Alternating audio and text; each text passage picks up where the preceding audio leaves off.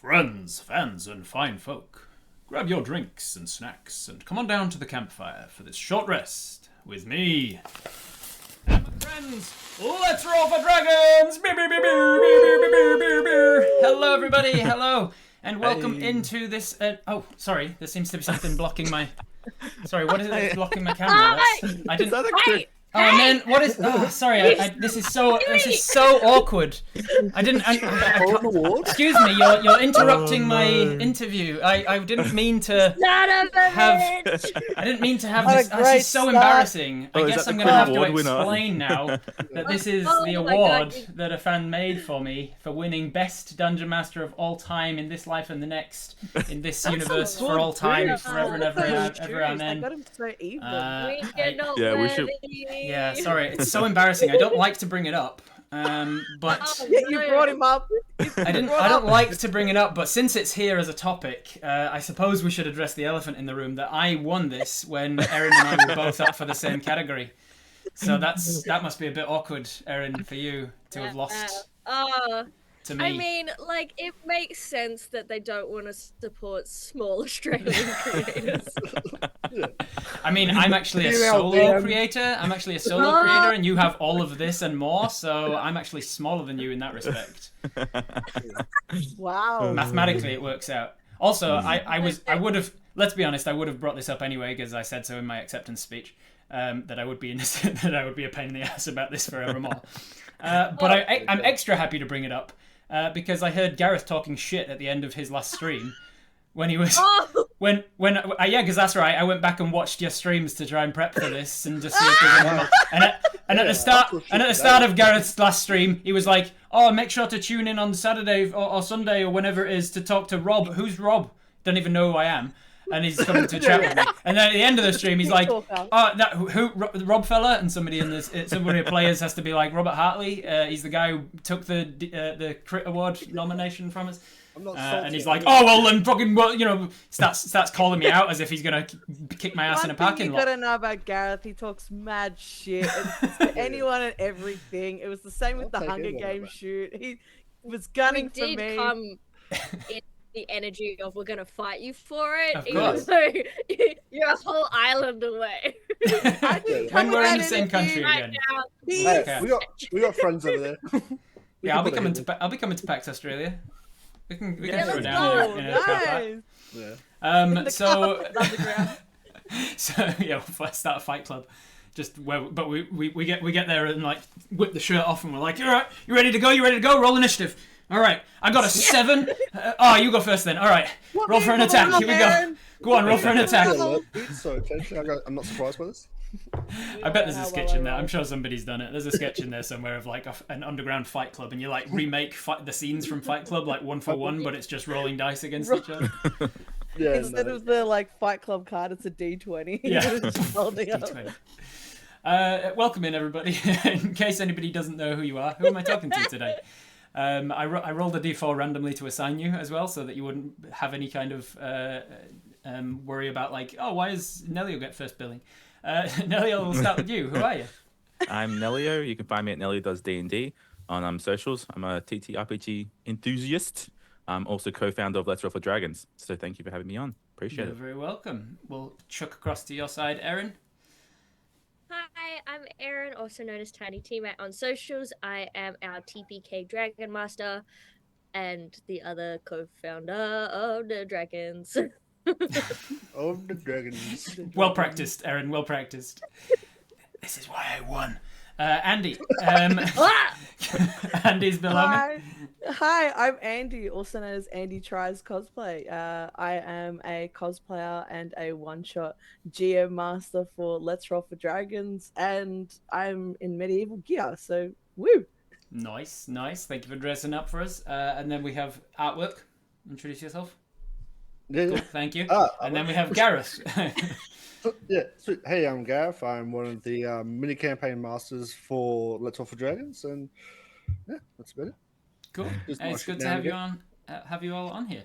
And we're going to be having a short rest. If we're going to have a short rest, though, it implies that we are in the middle of some sort of a quest, and we needed some downtime. We needed to regenerate some health. So you're all going to help me GM in this moment in setting a scene. What are we doing? What's our quest that we're currently on, and why did we need a short rest? And where We're are we looking for resting? the mighty cheese wheel of Exandria in its You had that greatest set up. glory. What? The cheese Guarded wheel by is a at a vicious dragon. yeah. A cheese dragon. let's- Just got a hoard of dragon. cheese Dragon. rather than coins and Oh, I gold. love Chosen that. specifically for the wheel Cheese though, dragon. because that's Yeah. the symbol of Ches. So instead of Yes. a pile of golden coins, this dragon pile is of resting on a cheese. pile of baby bell. Baby Oh, Bell. yes. Yeah. But it's hard to see because the whole paw just looks like himself. Right. Oh. So is the dragon made of Camouflage. cheese? Yeah. Yeah. Yeah. We it's a cheese- shall it's a cheese defeat dragon. him with crackers. And Okay. we shall eat him with glorious lactose. When he breath weapons, is it like fondue? Oh, that's Yeah. It's just like I molten reckon, cheese. I reckon, Molten it will cheese, be yeah. like flame, like smoky cheese breath, and then Mm. like cheese dust that you get on your fingers. That's like the poison. Oh, sort of, yeah, like- yeah, yeah. Yeah. Yeah. I think It's- he's it's- also it's got like a a twofer. fondue breath, but it could like paralyze you, like it Yeah, would it's set in stickies. the ground and make it hard to move. You take a little bit of fire damage, not as much as flame breath, but like it's the Yeah. heat of like boiling fondue on your skin. But then the primary Yeah, effect yeah, is yeah. you have to make strength saves against Fondue. being like paralyzed and held. It's good. It's good stuff. So we're That's fighting. good. So we're currently on our way to find the cheese dragon. Or we've fought Yes, it yes. already, and now we need a short rest after. We're not I- ready. We're No. level 4. We had a first encounter with it, and so we need a short rest to go Yeah. finish it off later down the track. Gotcha. And where are we resting? Ooh. Ooh. Oh, are we in a cave? Are we in a tavern? Are we We The Blue love Cheese baby. Mountains. That's all right. in the blue Secret cheese mountain? tunnel. Secret tunnel. Tunnel. The secret nice. cheese tunnel. What are y'all drinking Yeah. and eating on this short rest? Do you have a go-to for your characters in game when you're normally playing? Mountain Oh. Dew. Yeah. Mountain Dew. Fresh from the dews of the mountain. Nice. The Blue Did you, Cheese say, Mountains. did you say dews or? Guess for me, then it'll be Pepsis Maxis or something like that. Pepsis Maxis got also imported sounds Romans. Specialized brew. Pepsi Quite dark. Maximus.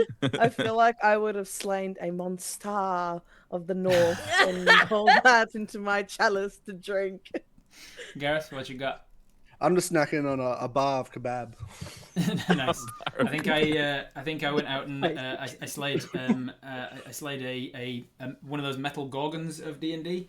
You know, the ones that can petrify like Medusa. They look like giant bulls. Only this one was really rusty, so it had like a very red appearance. So I'm just drinking its blood, and I'm drinking a Red Bull. That.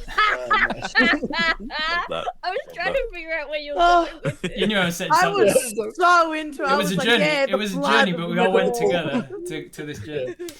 All right, so we have set up our short rest. We're sitting around. Sitting around a cave of the Blue Mountains, waiting to go and fight this cheese dragon one more time, pepping ourselves up. Why don't we start with the name? Let's roll for dragons. Where'd that come from? Whoa. That's actually a tough one. Well, We we love tried dragons.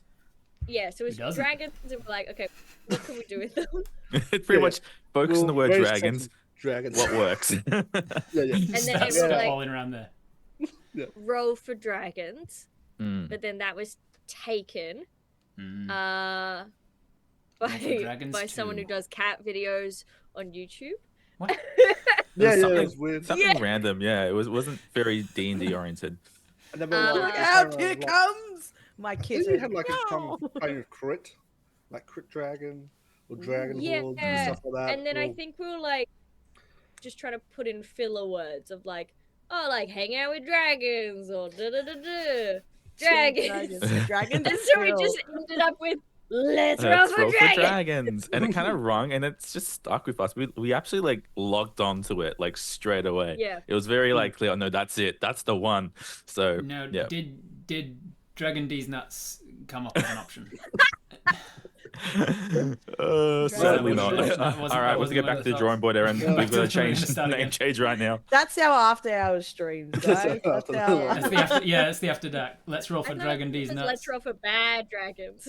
Let's roll for bad dragon. Yeah, that's Yeah. it. That accompanies your smut streams, right? Your smut reading. yeah, yeah. Well, Hey! We Today's- told you that in confidence. Today's smut streams talked about in confidence. It was a stream. yeah. You understand how the internet TV, works, right? So, Yeah, but we, Although it was we only left it public. recently- It was a members only. Yeah, that's true. Let's roll Very for bad recently dragons. let Yeah, Aaron learn about you bad should dragons. you should reach out. You could get a sponsorship for those smut streams. It'd be like today's smut stream brought to you by Bad Dragon. Yes, Oh. let's. Yeah. Aaron's not very familiar with bad dragons. Of course. Yeah. That was a big One on thing. stream that we had to explain what that was. Yeah, it was. I Yeah, was Googling So when- it live on stream Oh god, that's always a good idea. the first time. Yeah. So when was this? When was Let's Roll for Dragons actually founded? oh, well, it's been almost 2 years. January 2 years ago was when Yeah. we started talking about it. Mm.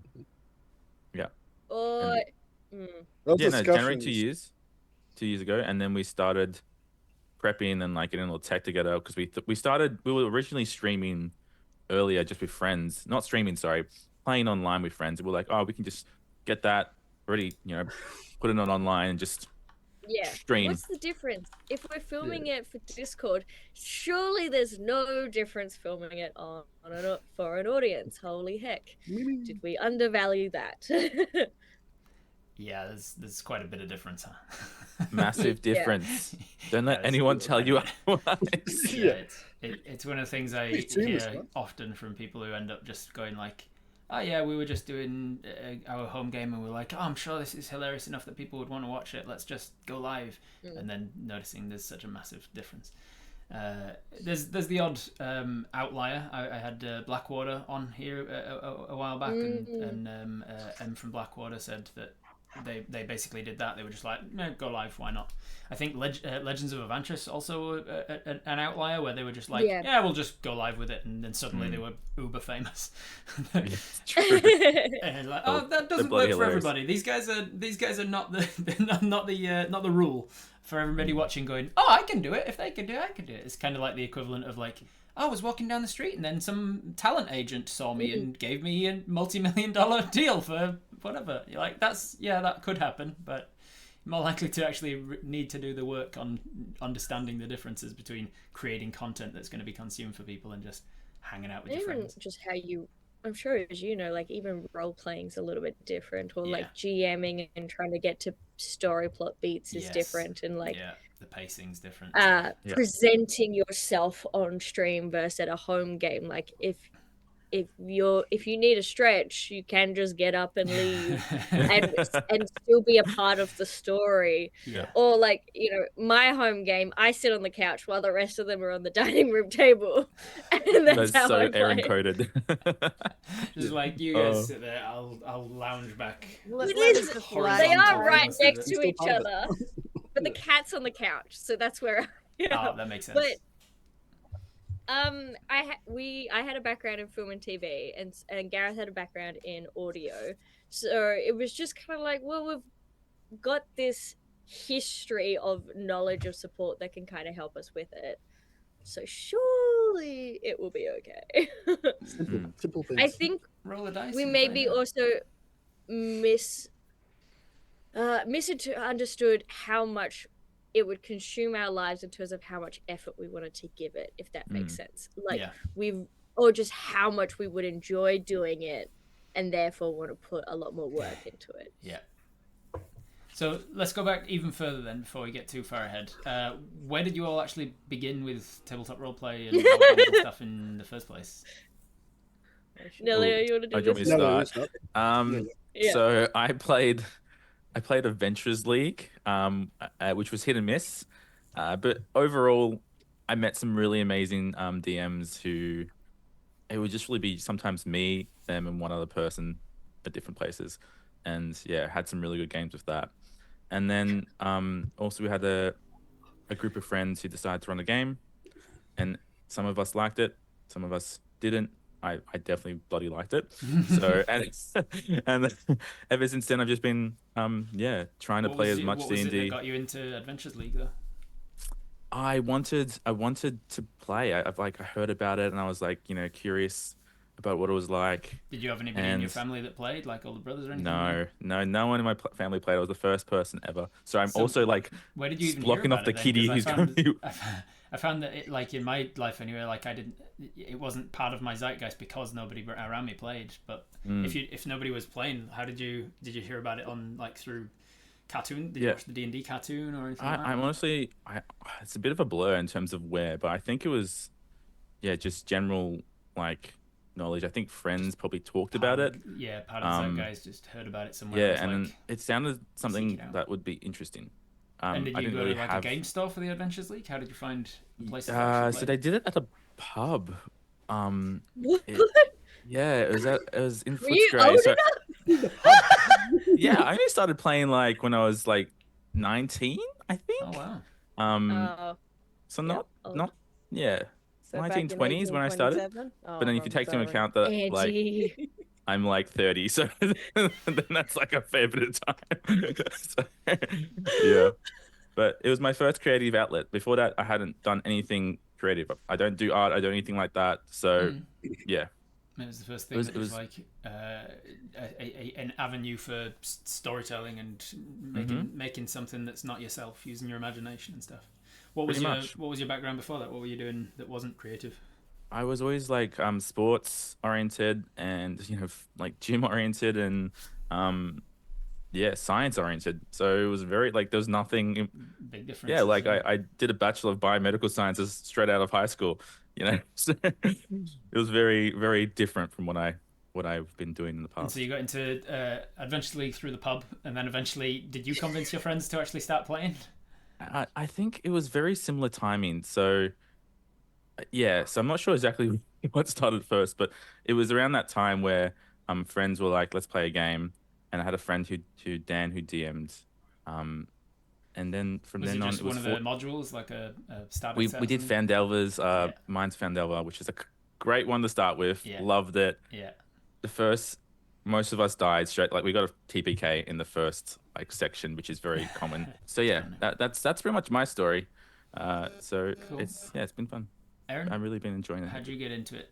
How'd you get into tabletop roleplay?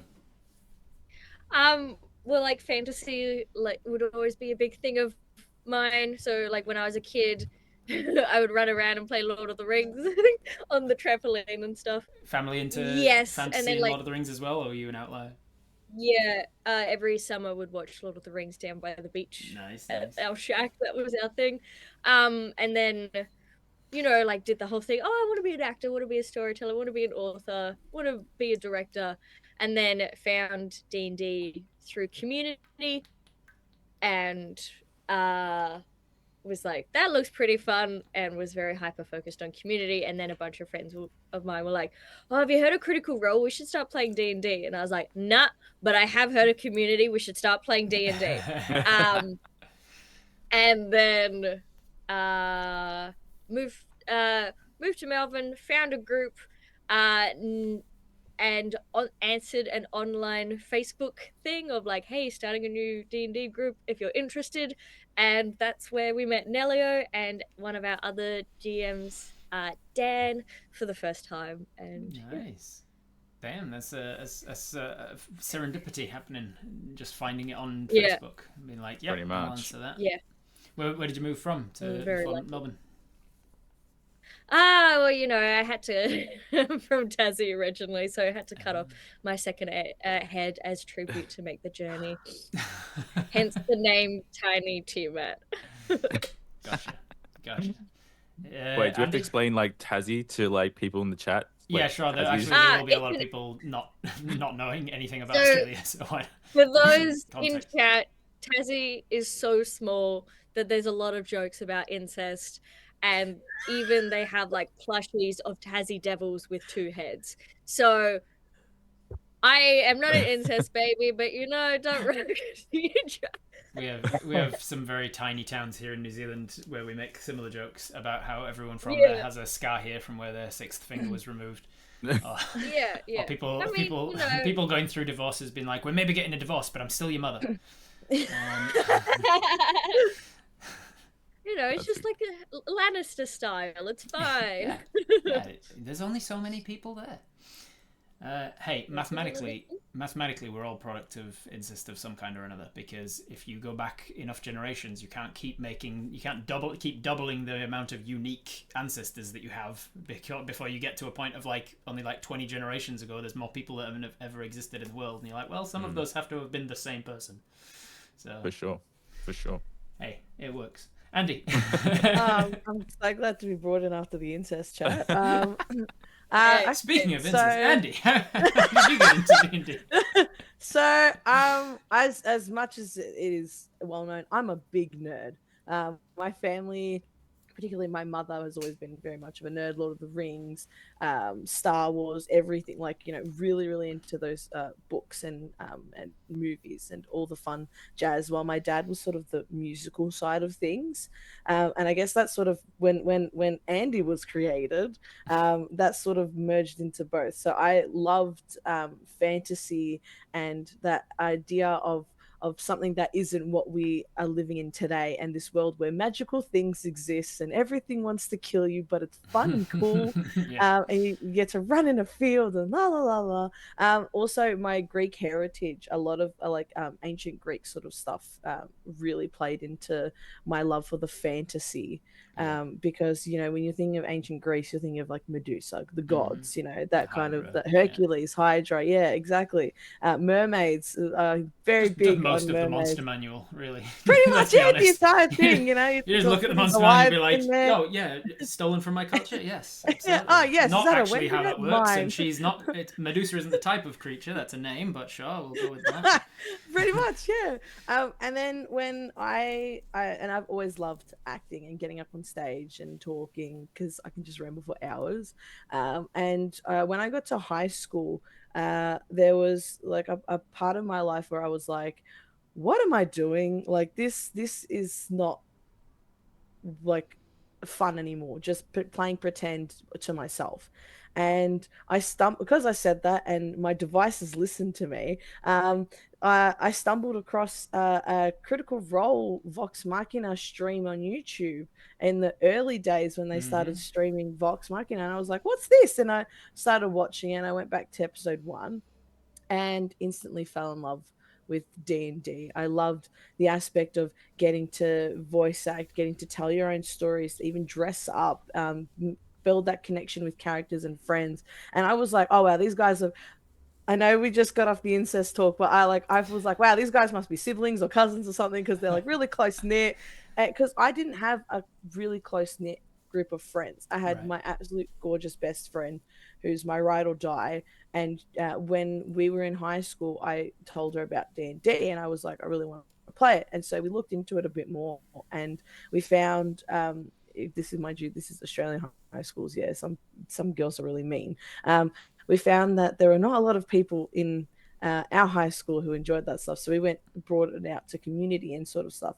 And my sister was someone who loved playing D&D as well and had gotten into it. And so then I started playing it it was my sister and my best friend at first. It was the three of us.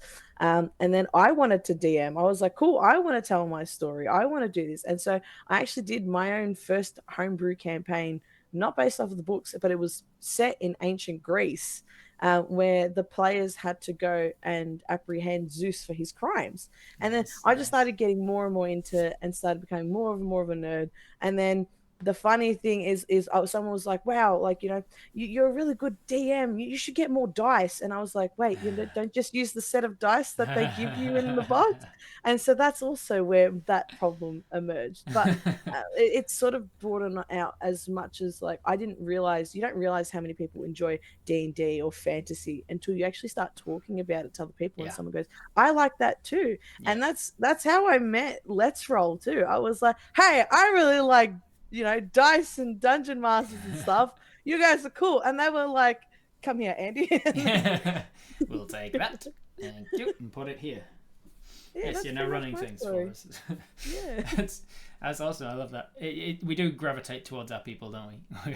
We're just like, Very much. Oh, you And the you like nerds this have thing? I like emerged this from thing. their basements, and we're just all just like, Yeah. ah.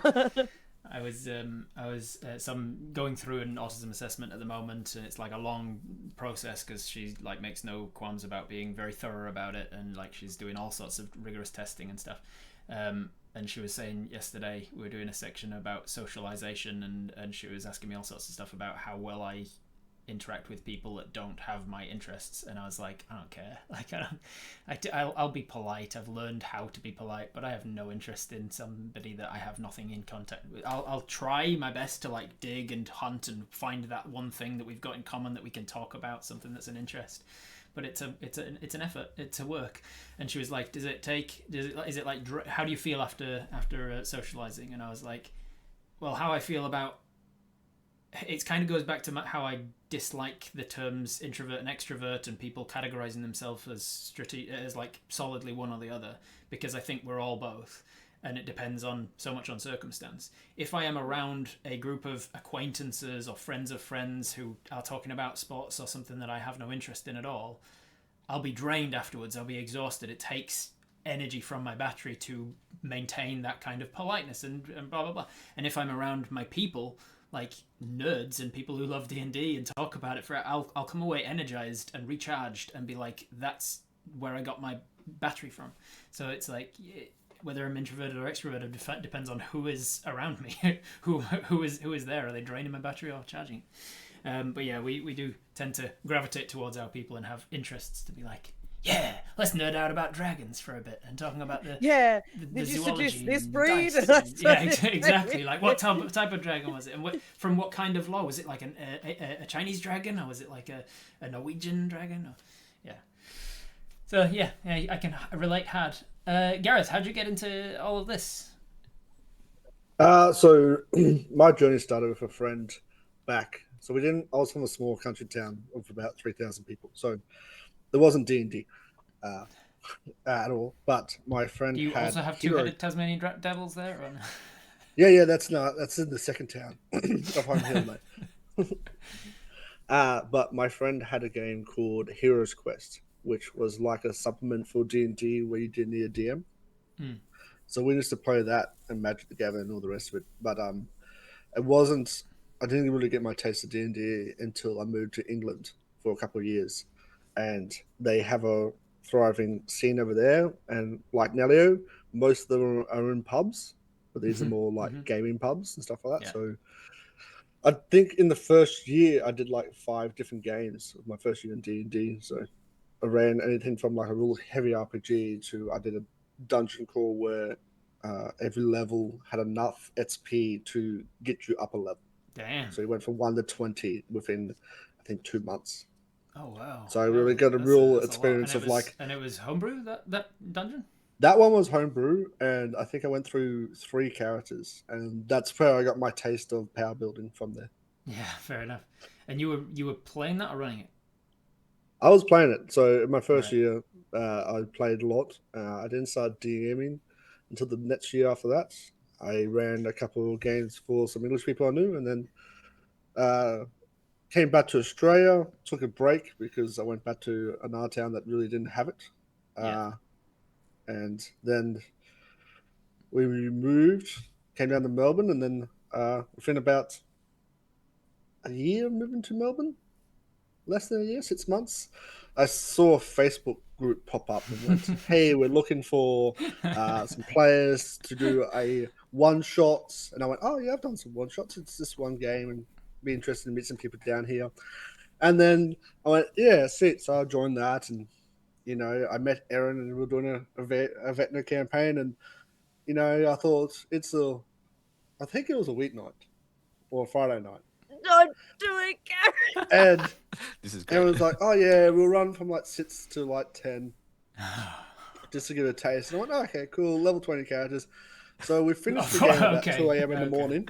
Yeah, Jesus. Yeah, so we finished the game at 2 a.m. in the morning. We turned it from a one shot into like a mini campaign because it went for a couple of months. Happens. Yeah. And yeah, that's how I met Aaron and Elio. Yeah. And then that's the taste of Aaron got with my character. That's how designs. Aaron and Elio kidnapped me and yeah. lured It's me been in with 3 the years. false pretense of 4-hour one shot, and instead it was a Well- 4-month campaign. Pretty much. Gareth's wife was like, "Where are you? When are you coming home?" And she Yeah. also was now a part of Let's Roll, so that was her kind of first interaction with Yeah, us. it was Of like, me. we've kidnapped your husband, and now we're bringing him on stream with us. Thank you you. either get kidnapped And now we're with kidnapped. damning and all And that stuff, or with you're like, dice. okay, I well, got she's lured in gonna with be- dice. She's gonna be a problem. We're gonna need to take her as well. Yeah, that makes Yeah, sense. it wasn't a Pretty great much. first impression when I messaged her at 2 a.m. in the morning and said, "Hey, can you come pick me up?" Oh my god, that's I right. know. I forgot about that. It's like Yeah, the jokes yeah, about because- it's like the jokes about having to kill the witnesses, and then there's always another witness on the witness, and you're like, Yeah, well, yeah. I'm gonna pop that guy Okay. as well. Ah, somebody else saw me. Pop Can that. I defend myself? So No. it was a one shot to test out who I wanted to join the mini campaign because I had too many players. And So it was but an it was audition. till 2 a.m. Yeah, Yeah. well, no, it wasn't. We weren't even. Nelly and I were briefly talking about Let's Roll at that moment, but we didn't have enough people in D&D, like in our space yet. So it was like, okay, let's just find some more people, check that they're good, and then we'll move towards Let's Roll once we feel like we have a solid team. Pretty much. And Vecna, it was when the Stranger Things came out, and it was the Vecna module. So it was like a prequel that I ran off the back of me bum. And it was fun. It was a cool combat. We were fighting in limbo. It was No good Yeah. people turned out, so they got stuck with me. I mean, it's really funny because I knew Let's Roll after Let's Roll was established as well.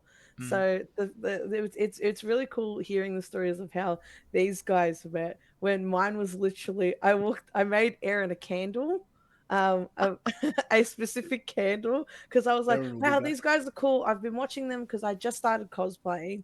I was like, I've been watching them for like, 2 weeks. They're really cool. So I'm going to get them a present. I feel like I need to get them a present. And I made the Matt Mercer Jesus candle. And I was like, oh my God, you're Let's Roll for Dragons. Merry Christmas. And they were like, who the hell is this chick just giving us a candle? And that's how it sort of branched. That it started like, I still remember watching the live show.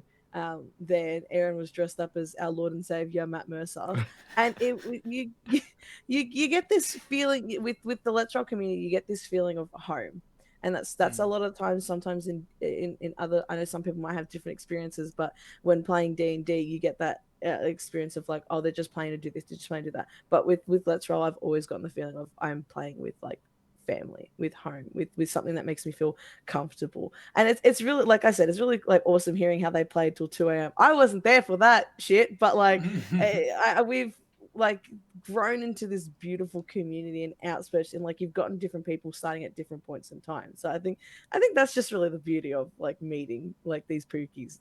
I mean, like Sure. everyone's just hot, so Yeah. I love them. So the takeaway is you've in got to the give people candles. So if you instead of Yeah. business You cards, we're accept moving into the presents? candle era. we He accept wants right. you to Well, to, remember be, it. Yeah. I love to language is begin gifts. with, we had a rough, I guess, community or like in the cosplay scene, and we're like, how do you find D&D people?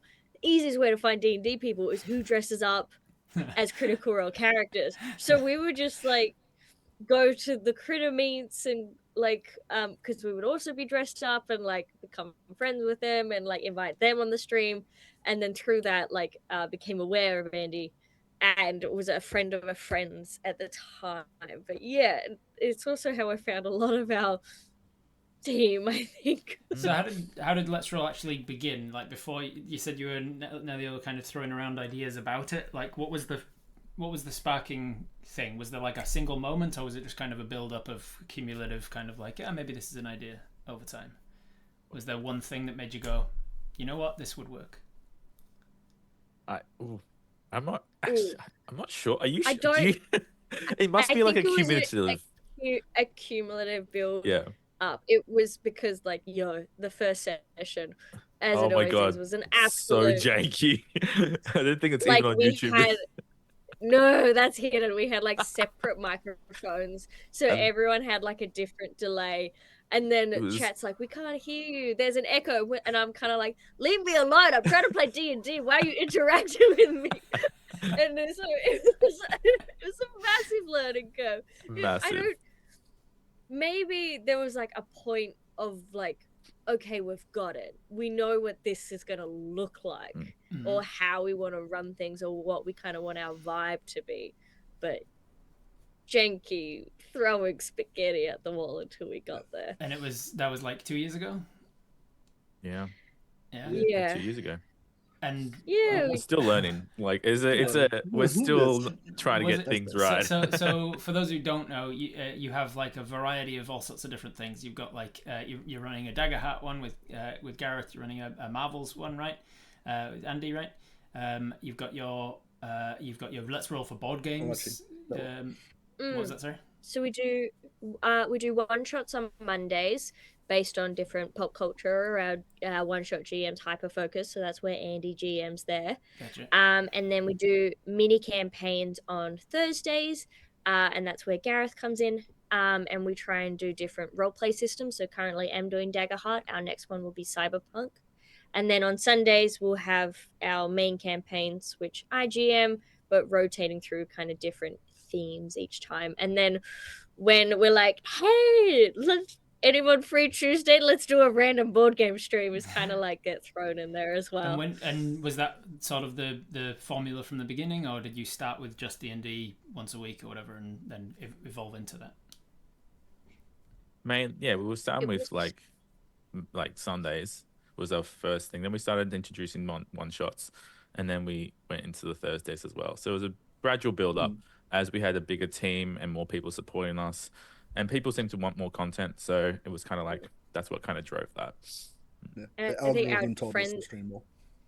What was that is true. The algorithm was telling us like to stream more, of like just to have a consistent build. Yeah. But also like it was like, I have this new hyper focus. This is about to come out. Let's do a one shot for it. And then it's just like, okay, well, we can't have people over at our house because this is in our living room at this point. It was just a side section of our living room. Our couch was like pushed all the way up to our TV. Like we gave up our house for it. So let's just come up with like a rotation or a day that will have people over, and that way we can try and have a nice work-life balance. And then it was like, fuck, there's enough one shots to almost run a stream every single day. Mm-hmm. And what was the thing that stopped you from doing that? Like, how do you find the balance of like where There is no balance. what's enough? I don't know if these guys had looked at our Availability. August. Have you guys looked at our August schedule yet? I might have gotten carried away. I definitely looked had at a it. look, and I think the best is when I get those messages. So as obviously as a one shot GM, We'll you talk just our plan next for meeting. that one session. So I just did a Marvel Rivals one shot, and you focus on that one session. Then like I'm on a schedule where it's every 2 weeks I do a one shot. I run the one shot, and then I'll do other things throughout the week, like our new campaign, which is starting soon as well. Beyond that, woo, steampunk, and you get messages from Aaron, and I love Aaron so much because I'm all for the hyper fixating, because I'll go yeah let's do this one shot, here's my book that I've written, like I've got like 5 pages full of one shots I would love to run, but a lot of times we focus on like I also like tend to keep note on what's the now, what do people want to see right now. So I threw out an idea of like, you know, let's say for example Friday the 13th, because I love horror, because I ran a Final Destination one shot as well. That was really fun. I got to kill my friends. And it's like, okay, I want to run this because I love horror, but I will grab that ribbon, and then I'll message you and I'm like, yeah, and we organize it, and then the schedule just keeps getting bigger and bigger, and then you turn around and you're like, oh wow, I like for example with my fiance, I'll be like, let's go for dinner. Oh wait, no, I'm DMing that night, never mind. I have to swap or something. So when someone says ask about the schedule, don't ask about the schedule. Just look at it in your time. I think we're streaming consistently enough, and we have a pretty solid team now that we are booked. I'm currently working on October, but October's about to be solid out. So but doing it that far in advance gives everyone sort of the chance of like to know ahead of time to make sure like we can rotate and give new players a chance, because some people need a month in advance or 2 months in advance to kind of clear their schedule or to make work, like annual leave or something. But yeah, I'll be messaging Andy and be like, okay, you've got 2 slots here. What's your hyper focus? Nothing's coming out. I'm not seeing any new movies. I'm not seeing any games. So the schedule is yours. Right. And what is the sort of team size that we're talking? How did that expand over time? So we had one of our friends that used to GM for Nelio and myself, and he just would hang out and chat all the time. So that was the lovely Nate, and we're like, "Hey, want to be our moderator?" And I think he's even in chat right now. So we dragged him on board, and then the amazing Lauren, Gareth's wife, was also hanging out in chat, and she's and Lauren, I love you. Shout out, Lauren. And we were like, okay, sweet, like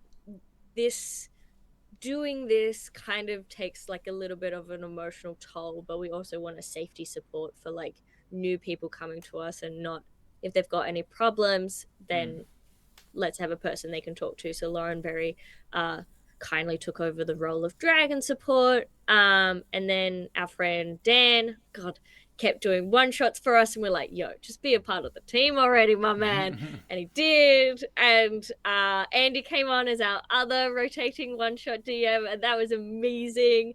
And then we have we put out a casting call being like, we have too many one shots and it's taking up too much of Erin's time and she doesn't get to prep help.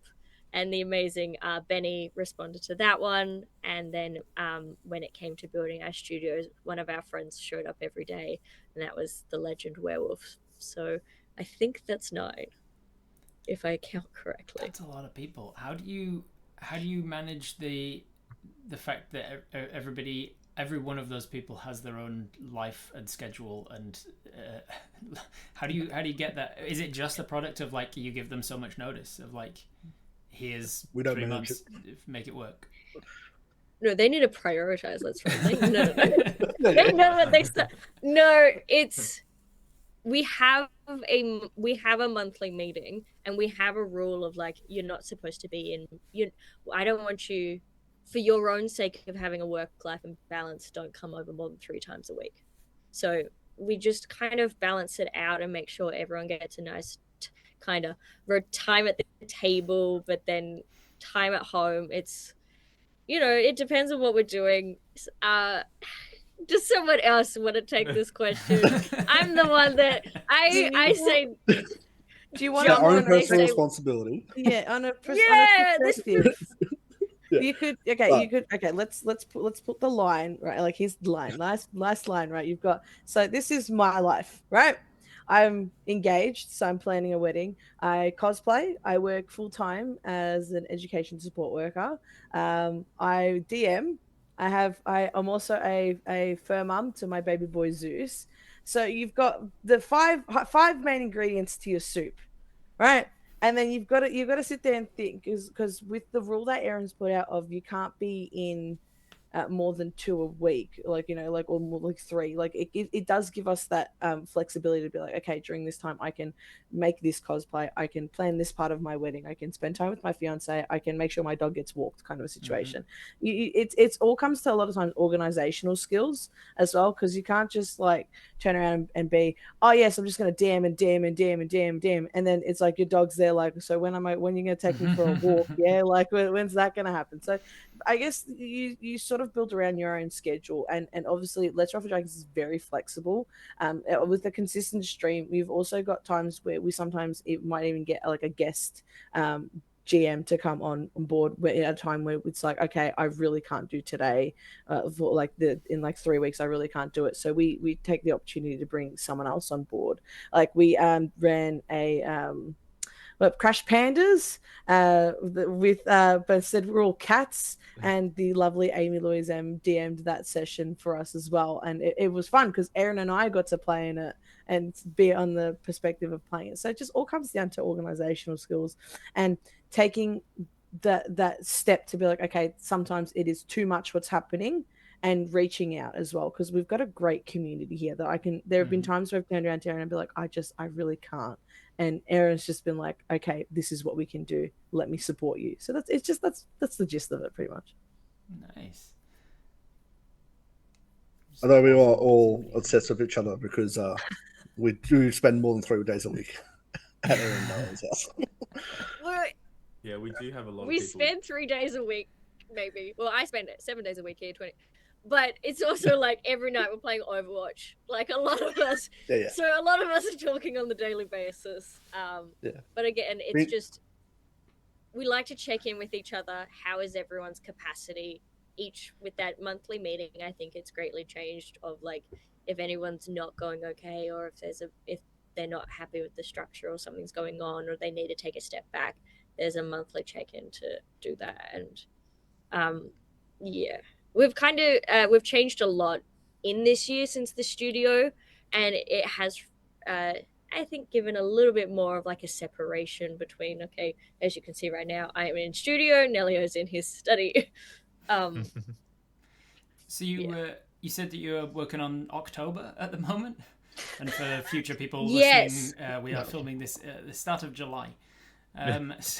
So you're working on the October schedule already, and October's when PAX is. So I imagine you're also working around that as well. You'll be going to PAX. Yes. We're going to PAX, and then there's some other conventions that we're hoping to be a part of. It's more of like, currently I'm locking in the GMs and what they will be, and then casting calls is probably like, I think right now we're working on August, but we've added in some extra ones into July. I mean, but it's more if I can. Speaking about locking in GMs, I've heard that somebody will be in Melbourne for October. Oh my god, who? What was his name again? It was the best Dungeon Master of all time, I think.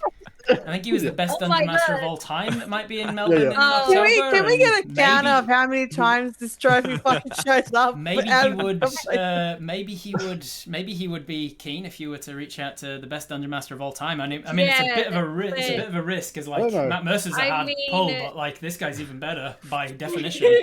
I mean, we're solid with Matt Mercer. By definition, this guy's the world's greatest DM, so it might be harder to get a hold of him. But if you shoot your shot, you might get this guy to DM for you on your channel. I prefer to get a hold of the person who made the trophy.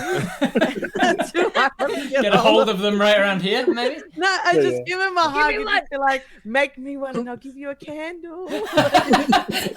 I'll trade you a trophy for a candle. Also, if it's a trophy, it means that there's someone else can take it the next year. The best thing about my bragging about this trophy is I've got to do it as much as I can in the next couple of months, because I wasn't nominated this year. No, that's what... They'll have to make another trophy for whatever next you win. Honestly, Rob, let's keep chatting after this. That's the thing. People will reach out to your people. Because PAX is so busy, we are trying to look at like, okay, what's our capacity? Like, what can we actually achieve? Campaign. Yeah, we need our main campaign to end by then. We need our mini campaigns to end by then. What one shots can we run? But with new people in town that don't always come around, okay, sweet. How do we accommodate that? But then if we're doing panels and boothing at PAX, what does that look like? Exactly, right. People have been reaching out to me like, oh, do you want to be on my panel for this? And I'm like, a tentative yes, because we don't know which panels are being accepted and not yet. Exactly. As soon as I've submitted 3 different panels, 3 different seminary things this year. And I was like, if all 3 of mine get accepted over 3 days, that's going to be a lot already. And then if I promise to be on everybody else's, it's going to be a bit much. So it's all like we'll see. We'll split it in half. You can get like 2 at the same time. I mean, I submitted 5 panels in the hopes that one of them gets submitted. That's why I've got this thing that's like, it's like Andy tries cosplay, because you try and you succeed. You just keep trying and you'll get there at one point. So tries, but you'll get there at one point. And so I mean, for those like watching, support people on panels. We go through a lot. Please, like it's a lot.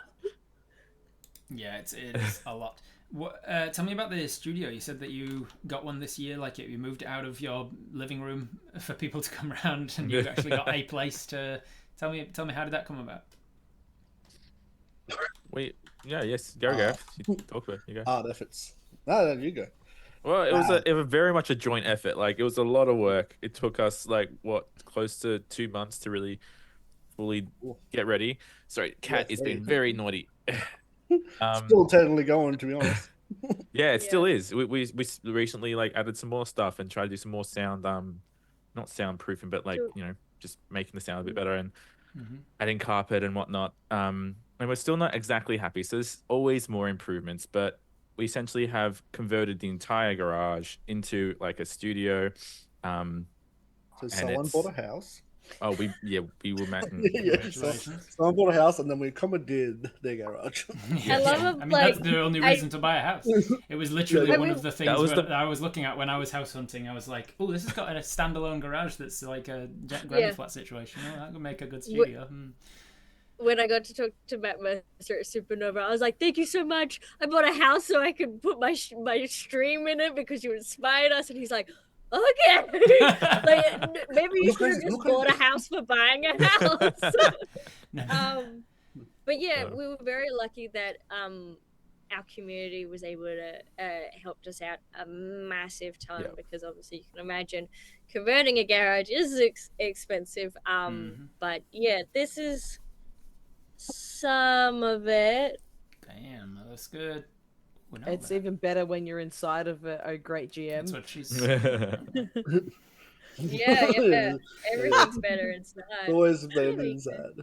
The good thing about what Aaron's done is they've put in a community shelf as well with some of like people's things. So I cosplayed Kronk and I left a spinach puff because I made spinach puffs. Love it. And I left and it's put on the shelf. We've got like so many various like community items in there to like appreciate everyone who's come You made past. non-edible spinach puffs? Yes, out of foam clay. Okay. Yeah. I was like, that's not the best thing to leave on a shelf. I would have created a whole new colony by now if we left that there. New species. But even the studio itself like kind of tells like our story a little bit, from like Lord of the Rings to Critical Role to like the Vecna campaign, and like we've got like as part of the fundraiser, people got to name dragons, so the dragons are there with their little like names of how they were adopted and like wanted posters for like our amazing top donors, and like I'm so happy with it. It's just it feels like a second home. Like this is the first interview that I've done in here, and I'm like, man, I should be in here more. Dragon Studio. 3 months of paying before. What was that? There's 3 months of paying for a bunch of love now. Very much so. Yeah. We also handmade a table. Yeah. So you handmade a table. Yes. Yeah. A good table. We really worked. Because anyone can hand make a table, but no, not a good one. Anyone who's gone into our studio has been like, there you go. I'm attached. They got the wood, they sanded it down, they added the resin in, they added the table legs, like there's little like plants and stuff in there. Inside it's the resin. So cool. It looks like a T-bone steak. That's really the kind of see. shape of it. Man. It's literally a solid piece of really mountain nice ash. wood. That's what she said. It's a good one. Mahogany. Nice work. Nice. That's impressive stuff, and saved you a lot of money on tables, especially gaming tables. They can be incredibly expensive. Yeah. I always find myself at conventions just being like, let's have a wander around the floor, and I stop at the various different stalls that are showing some new gaming table with like pull-out drawers or like clip-on bits and this and that and the other, built-in dice trays, and you're going, oh cool. And it's got like a section in the center for a video screen, and it's got several levels to it, and you're like, cool, this is amazing. You look at the price tag and you're like, never gonna happen. That'll be my dream forever. There's definitely something in the fact of like, we worked on this, like it's our hard blood, sweat and tears in this thing, but finding a table that's kind of in the shape of what you need it to be, because it's technically like a triangle, so it was like a natural piece of wood that was that way. And but it's also like because of the studio, like, and we can't move walls as you normally would for a production studio. You're set on the width. We had to find something that would fit and glide nicely inside. I was being so nice. I was like, I won't interrupt her. She's in a flow, but I can tell from the eyes that we're both thinking the same thing. Then he leans into it. It's a real miracle when you find a beautiful piece of wood that is just the exact size and width that you need, that just fits into the space perfectly, and it's not too big because then it'd be uncomfortable to like sit around it. But like you don't want it too small because then you can't really get any enjoyment out of it, like of the actual wood itself. You can't put too much on it and can't play with it as well. Exactly, you can't play with it too much. So yeah, it's really remarkable when you get that perfect piece of wood and then you like you really like sand it down and you like really just like get that sandpaper and you just give it some you just like really just give it some sanding until it's just polished up and perfect. Yeah, me and Nelly spent many hours many hours polishing that wood in the garage. Really did. I think it was like close to 3 or 4 hours. Locking eyes. You worked on that side of it, I worked on this side of it. And then you have to like oil it up and make sure it's all nice and smooth. Yeah. But anyway, we were talking about your table, not penises. Sorry, about the table, right? Yeah. No, I was talking about the head a couple what of are we times. doing this short rest? We're just having an orgy. Yeah, we're just orgy with fondue, cheese just everywhere. Revoltingly sticky. This is standard very restful. So any sort of dick talk will happen during D&D. I mean, I'm looking at the pictures that you've sent me through now. I'll put them up for those on the Twitch. Sorry, you won't see them right now, but if you're watching this on YouTube, you're probably seeing them on screen. Thanks, Fancy, for editing this in right now. Look at this beautiful table. If you're listening to this on podcast, go and check out the video on YouTube. Thanks for showing off our polished wood. Woo! It's very nice. It's also a lovely man in the pictures as well. True. So. I don't know why I'm in those pictures, but you could probably send some pictures without me in it. Nah, you gotta see the size. You gotta see the size of the girl. Yeah, you gotta have you in there for scale. As soon as anyone walks into the studio, like their hands are all over this table. They just can't help but touch it. It's actually kind of crazy. Yeah, I would as well. I can tell why. So how long ago did you actually move into the garage and start the renovation process? This year we started buying stuff in January and then was in New Zealand. Oh my god, wow, crazy. Caught up with yourself. You did crazy. Did we? And then you got up with me. Just a tangent about this, by the way, just because I want to point out. We went to a board game cafe and caught up, and I want to point out how much of a blatant, unapologetic cheater Erin is at board games. Yeah. No, wait, hold on. I'd like to emphasize this clip is on YouTube, by the way. We did a Cluedo stream. I threw out the idea to do a Cluedo stream. I thought it'd be really cool if we all dressed up as the characters and played Cluedo. That stream was amazing. The first 10 minutes, Gareth is like, hey, Erin, look at one of your cards. Who's Erin sitting next to? Me. So Erin goes, her cards are here. My cards are here. She goes, oh, yeah. And just decides to look at my cards. No shame. And then just like, oh, let's just keep playing, knowing what I have there. Yeah, just a straight up cheater that's unapologetic and shameless about it, and being like, yeah, it's how I roll, deal with it. I'm not a cheater. I just play by my own set of rules. You two can abide by those rules if you'd like. You can the rules other people's cards. that you play by and not the rules of the game you're playing is the definition of cheating. Yeah. We were playing Potion. We were playing Potion Explosion, and at one point she just starts picking up marbles. Just not even her turn. She just goes, "I want a red one," and picks it up and puts it on her potion. I was like, "What the fuck are you doing?" It's like I wanted that one. I was like, "You know that's not how it works." She goes, "Yeah, I'm cheating," and I was like, "Cool." And I picked up the marble and put it back where it was. Yeah. That doesn't work. But usually everyone else starts also cheating, and then it ends up being okay. Like I feel like we all just start like grabbing marbles and just start. If you cheat, I will never get. Well, I'll try not to get mad at you for it, but you can play my game too. It's just people know now that that's how I play board games. and I warn them beforehand. Hey, I play by my own rule set. Good luck. Hope you're okay with it. It breaks some people's brains like it broke yours. I'm so sorry. It just reminds me of when I was a kid and I was playing Monopoly with my family, and like I got really pissy because somebody was cheating, and they all thought it was funny that they were just like slipping money out of the bank whenever nobody was looking and stuff, and playing by their own rules essentially. And I got really annoyed and frustrated. And did I tell you I was autistic? I got really no, the rules are working. And then I was like, the next person who's caught taking money is out of the game. And then, little to my knowledge, one of my friends slipped a 500 out of the bank, slipped it across to my brother, who slipped it across to my knee and put it on my knee, and then left it there for a few minutes, and then went, "What the hell's this, Rob? He's got money on his knee. He's cheating!" And kicked me out of the game. Oh my god! These guys also the core know memory. Bring now. Core memory locked in forever. Yeah, talking about Core cheating trauma. Yeah. Like And family. they know now how to counteract some of my cheats. So like I will never be Swift the bait. punch to the throat. Hey. That would. Yep. Gotta sleep. Oh no, that takes us to a whole new game, baby. Oh, I know how to cheat in that one too. But that Aaron cheated at the cheating Monopoly with her dad live on screen. Yep. That's actually That was- pretty impressive. Yeah. That's great. There's specific ways to cheat, and Aaron found another way to do it. That's very I clever. didn't cheat in Blood on the Clock Tower. Because you couldn't. I just You tried. I also I played that- watched that stream. You No, I tried.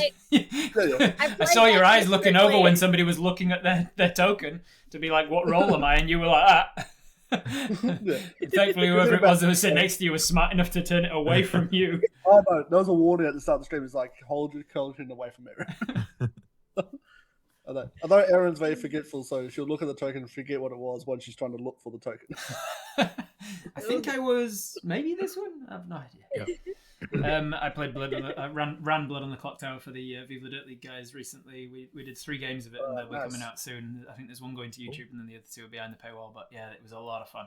It was so much fun. It was like, oh man, I hope they do really well on YouTube because I'd love to do more with them. But they're very much about return on investment. Obviously, as a production studio, like that is their full-time thing, and they've got a lot of full-time staff, so you can't really blame them for it. But come they have play to be it like, with you have us. to be like, well, is there, has enough people watched it that we can justify doing it again? Because it's a lot of people to pay to come on in to play the game for half a day or whatever. But yeah, I really hope it does well because it was so much fun. And we only played the Trouble is Brewing, and there's so many more scenarios. Yes. Like, oh, I want to play all of them. Yeah. So many different We've done guys. all 3 now, I think. Oh, yeah? Yes. Absolutely. Yes. Yeah. We did Which- Bad Moon Rising, which That was a not personal streamed. game. Yeah. It was not streamed. And then Yeah. we did Trouble Brewing, which was the starter one. And then we did Sets and Violets, I think. Oh, sex? Are you, what? It's Jay's- Sets. S-E-C-T. Sects. Yes. Sets Violet and or Violet. something? And Violets. violets, yeah. It's I meant to be loved- Sets and Violets. I loved they how can't say that. versatile and like replayable it was, though, based on just like you can play Trouble is Brewing just over and over and over again, and just use different formats of the different people that you put in it. I tagged the first game for myself. I tagged the first game information. What information? And I just gave them no information roles. Like I just put it all like nobody got any information during the night, and I was just like dancing in front of the camera where I was meant to be tapping them and waking them up and telling them things. And so they all thought that they were just like being super secretive and not telling each other what they knew. And it's like, come on, guys, we need to give some information out, and it was just nothing.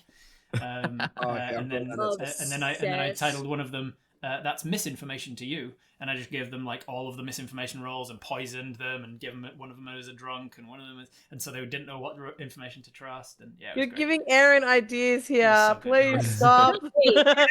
And you can change it a lot based on like which roles you choose to put in the game. Don't Anyway. go. No Matt Mercer. So that was you coming to New Zealand and us meeting up, but then you went back and Oh, continued yeah. renovating your garage. Yeah, so we came back and we went pretty hard. I think it was 3 one-shots a week to fundraise for it, and then smashed our goal, which was amazing. And then so yeah, was streaming at night and then working during the day, and then on weekends working on the studio. And then Yeah, I that's a lot. think first episode was unveiled. Oh no, we did a Critical Role rotation stream to kind of celebrate the new studio, which was a lot of fun. So 24 people rotating through on the table for that one, which was fun. What was that? How does that work? We had sits. It's a lot. No, it was so okay. So we had pretty much all the characters from the 3 campaigns, or Right. kind of. We had 6 from each campaign, and it was kind of the story was like they've been brought in to like compete in this game show. So it would be like, okay, sweet, I'll have all of Marisha's characters on the table, and then Right. I'll just have just Fox Machina, or Yeah, okay, gotcha. let's just have just Travis and things like that. And then we were able to fit everyone in the studio at the very end to kind of say goodbye, and it was like a really fun way to kind of tribute the studio, and because like it's a community thing, and like those that worked in the studio, their signatures are on the wall here, Oh, and like nice. yeah, it was just a really I fun love one. that. That's really cool. And you told Matt Mercer about it. You said when you saw him at Supernova. I didn't tell him about that one. You I just told him that the studio You existed, told him that you and had a more of the studio. fact of I bought a house. You inspired me to buy a house. so that I could stream D&D. Yeah, Bestest it was reason. very surreal. And you went meeting to that. you went to see them when they were in Melbourne as well. The live Critical Role. How was it? Yeah. Good then. Still on the high. Yeah, Still definitely. riding Such the a high. great show. Awesome. Yeah. It was pretty amazing to see the footage of like just them selling out all of this thing and be like, look at these nerds turning out to watch these people play D&D. Yeah. the number of looks awesome. I still get day to day when I talk to like a muggle about like how what I do for a living essentially, and like, oh, I do Dungeons and Dragons, and they'll be like, what? We even had I'm going to try contain my anger that I felt during the day, but while we were filming green screen at the Viva La Dirt Studios, the Minister for TV and for Film and TV, who's part of the National Party in New Zealand, the Right Party that are currently in government, he turned up to sort of just do some lip service sort of thing and turn up to watch, and Good PR. it was clear that he had no idea about anything to do with film and TV. Basically, the right don't give a shit about anything to do with the arts, as it is most places in the world. And it was like, I looked him up afterwards because he gave us this attitude of like, you don't know who I am, sort of thing. And I was like, no, who the fuck are you?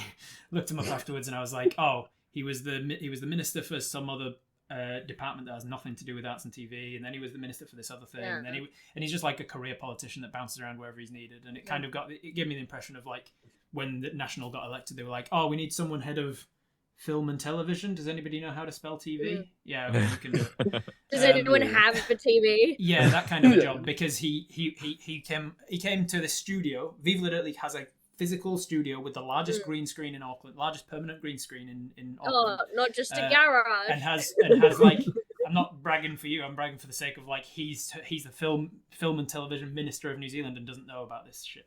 And he turned up and he was trying to ask us what we were doing, and I was like, oh well, we filmed a game a couple months ago, and now we've gone through the footage and selected the funny parts, and now we're reenacting them in green screen.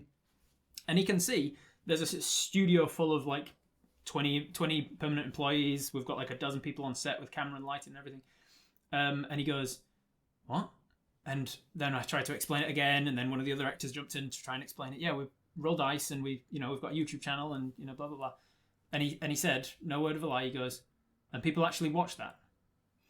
Oh wow. In exactly those words, in exactly that tone. Yeah. And people actually watch that. And I said, because I'm not, yeah. because here's the benefit of me being affiliated with Viva La Dirt League only through being a contractor for them and not representing them officially. I don't give a shit about what people think of me and telling them what I feel. And so I turned to him, and I was barely able to contain my sarcasm as I went, no, nobody watches it. That's why we can afford 24 people to work full time on a green screen project right now. And he went, yes, I suppose. And I was like, you fucking condescending twat. Yeah. Anyway, that is me containing my anger that I felt at him during the day, so I won't go into it any further. I'm sure. So it is still like amazing that that people in the outside of our space have no idea what we do and how popular it is, and yet you get things like Critical Role happening where you can fill out an enormous stadium with hundreds of thousands of people who are willing to not only turn up and pay for like expensive tickets to go, but they turn up in costume and they turn up with droves and they turn up with like merchandise that they've bought, and they're like really passionate about this thing.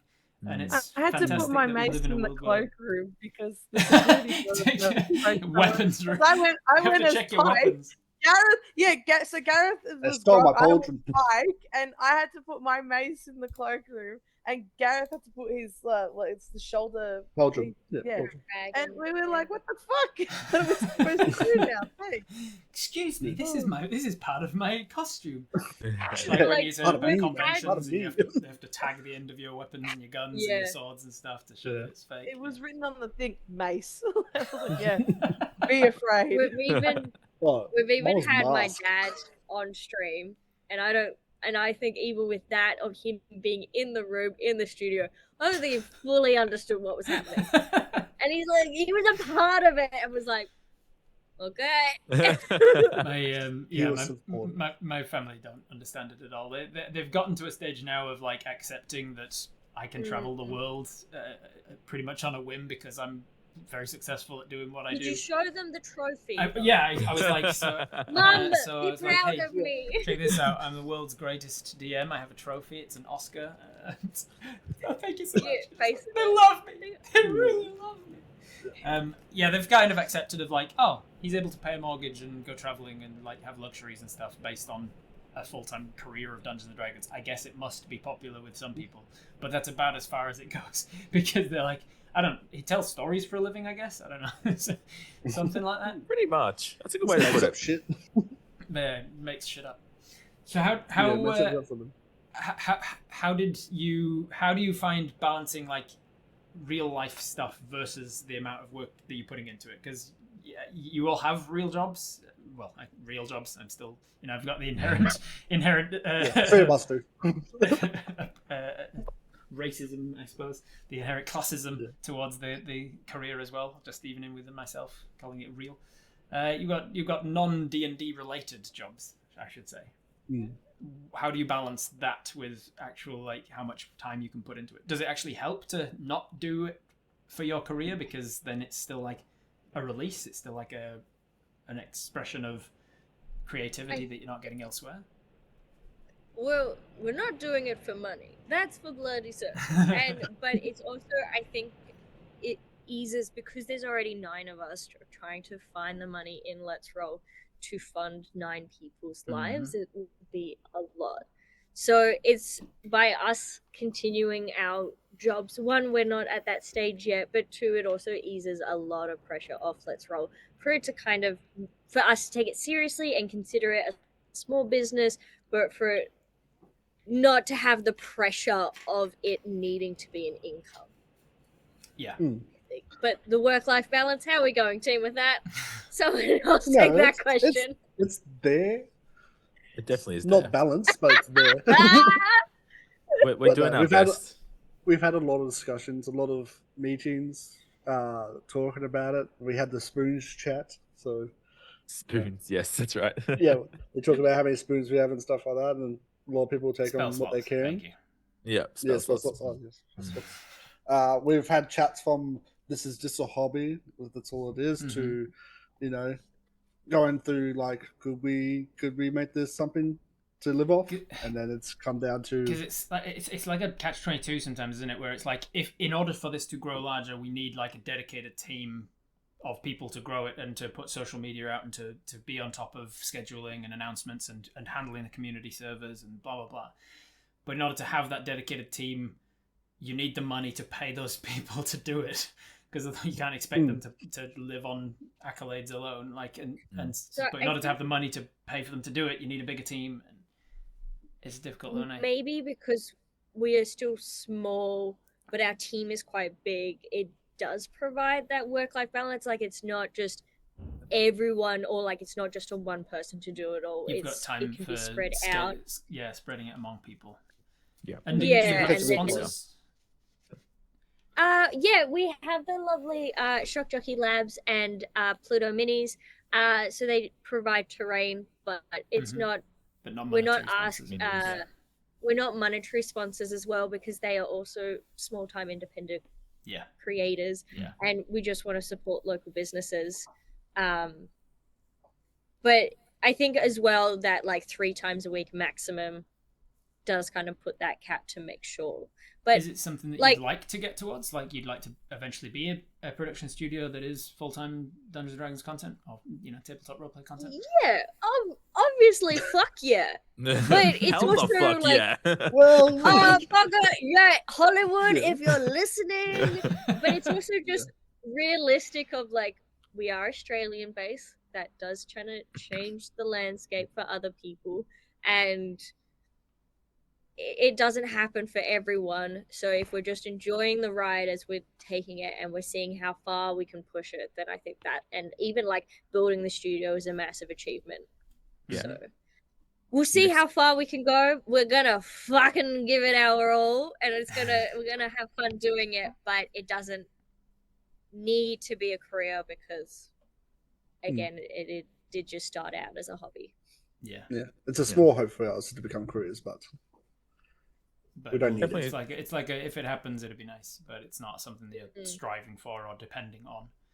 We're not depending on it. I We're think definitely maybe striving. We're striving, but striving not for it. depending on Gotcha. it. Yeah, is there's a great way definitely to put we're it. making sure we have that backup just in case. Mhm. But ideally, like and hopefully in like a year or two, we would love to have our own space where we can even like rent out the space for like different things. So Right, having yeah. an actual studio, somewhere.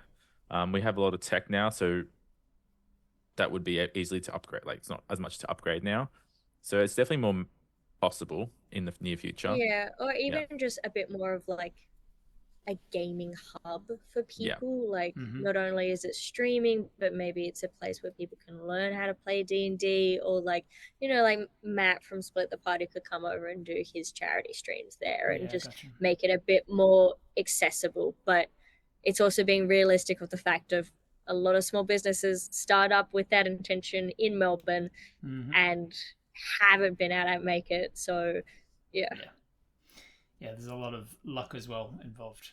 Yeah, There's hard work, preparation, dedication, and then unfortunately there are elements that are just outside of all of that. It's like you can have all of the other things and be like dedicated and hardworking and all the rest, but if sometimes the stars are just not aligned, you're like, oh. Damn. But I don't think we even expected to get this far. Like, and it wasn't when we started. It definitely wasn't our intention.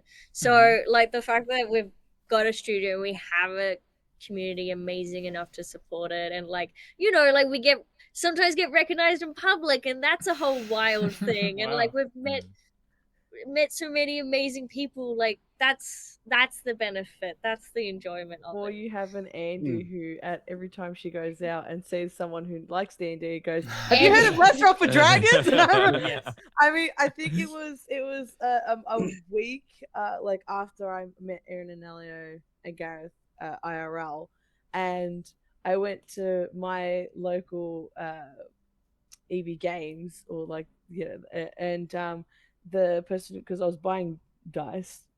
Granted, he was like, "Oh yeah, he goes, I play D&D." I'm like, "Oh," and I was like, "Have you heard of Let's Roll for Dragons?" And I was like, Let "They me in stream for Sundays at 6," and I was like, a full on like on a whole thing, and it was I think it was really funny because I went back the next week because I wanted to get more dice, and he was like, "I watched that stream; it was really cool." And I was like, I messaged Aaron. I'm like, "I'm a walking advertisement for you guys, free of charge." I think Benny and Teddy caught the train to our house, and they were talking to a guy on the train about Let's Roll for Dragons. And then we watch him pop into chat of like, "Hey, it's me, train guy," and just begins interacting with us. And it's just wild to see where people come from. That's amazing. I love that. I love the enthusiasm that you're that when you have friends and family that semi get what you do enough to like show, like tell other people or want to brag about you to other people, but they're just like telling people that are never going to watch you as well. Like in early days especially, I'd have my mum being like, "Oh, I told my hairdresser about you," and I was like, were they already talking about Dungeons and Dragons? No, they asked me what my sons do. I was like, then it's not likely that they're gonna watch them. I appreciate you the support of like pushing, but they're not gonna be. We're not going to be relying on your hairdresser's views because thanks for advertising us, I suppose, in ways that we wouldn't normally be advertised. But they're going to forget about exactly what you said in the moment you left the chair. but I love the enthusiasm anyway. So let's talk more present day things. Like we've moved through getting to the studio and like setting up where you are at the moment. Like, what is your current focus of Let's Roll for Dragons? What's your like? Do you have like a mission statement? Do you have like ideas for the sort of content you do put out? Is there any content that you decide like we're never going to make content about this or of that topic, or we're never going to allow this sort of thing on the channel? Is there stuff that you have like focus around? Our community recently, we're seeing like a lot of our friends' stories and posts about everyone just going through a really tough time. I don't know what it has been about this year, but everyone seems to be struggling. So with that, we kind of took it in mind of we want to be a place where people can kind of escape, turn off their brain, and just like see people on screen that they recognize, that they get along with, and that they laugh alongside, and just being a place that they too can hang out and chat and just kind of, you know, for a few hours just ease the pressure of the world. And that's kind of the primary focus when you're deciding on what the one shots should be, what sort of content you want to put out. Yeah, the like vibes of the campaign. There's been some really fun pictures that have come across us, but it's just like this tone is a bit too serious, and therefore we just don't think it's what our audience needs right now. Yeah. And it's like put it on the back burner for some other time when the world stage is a little less drama already. Yeah, I think so.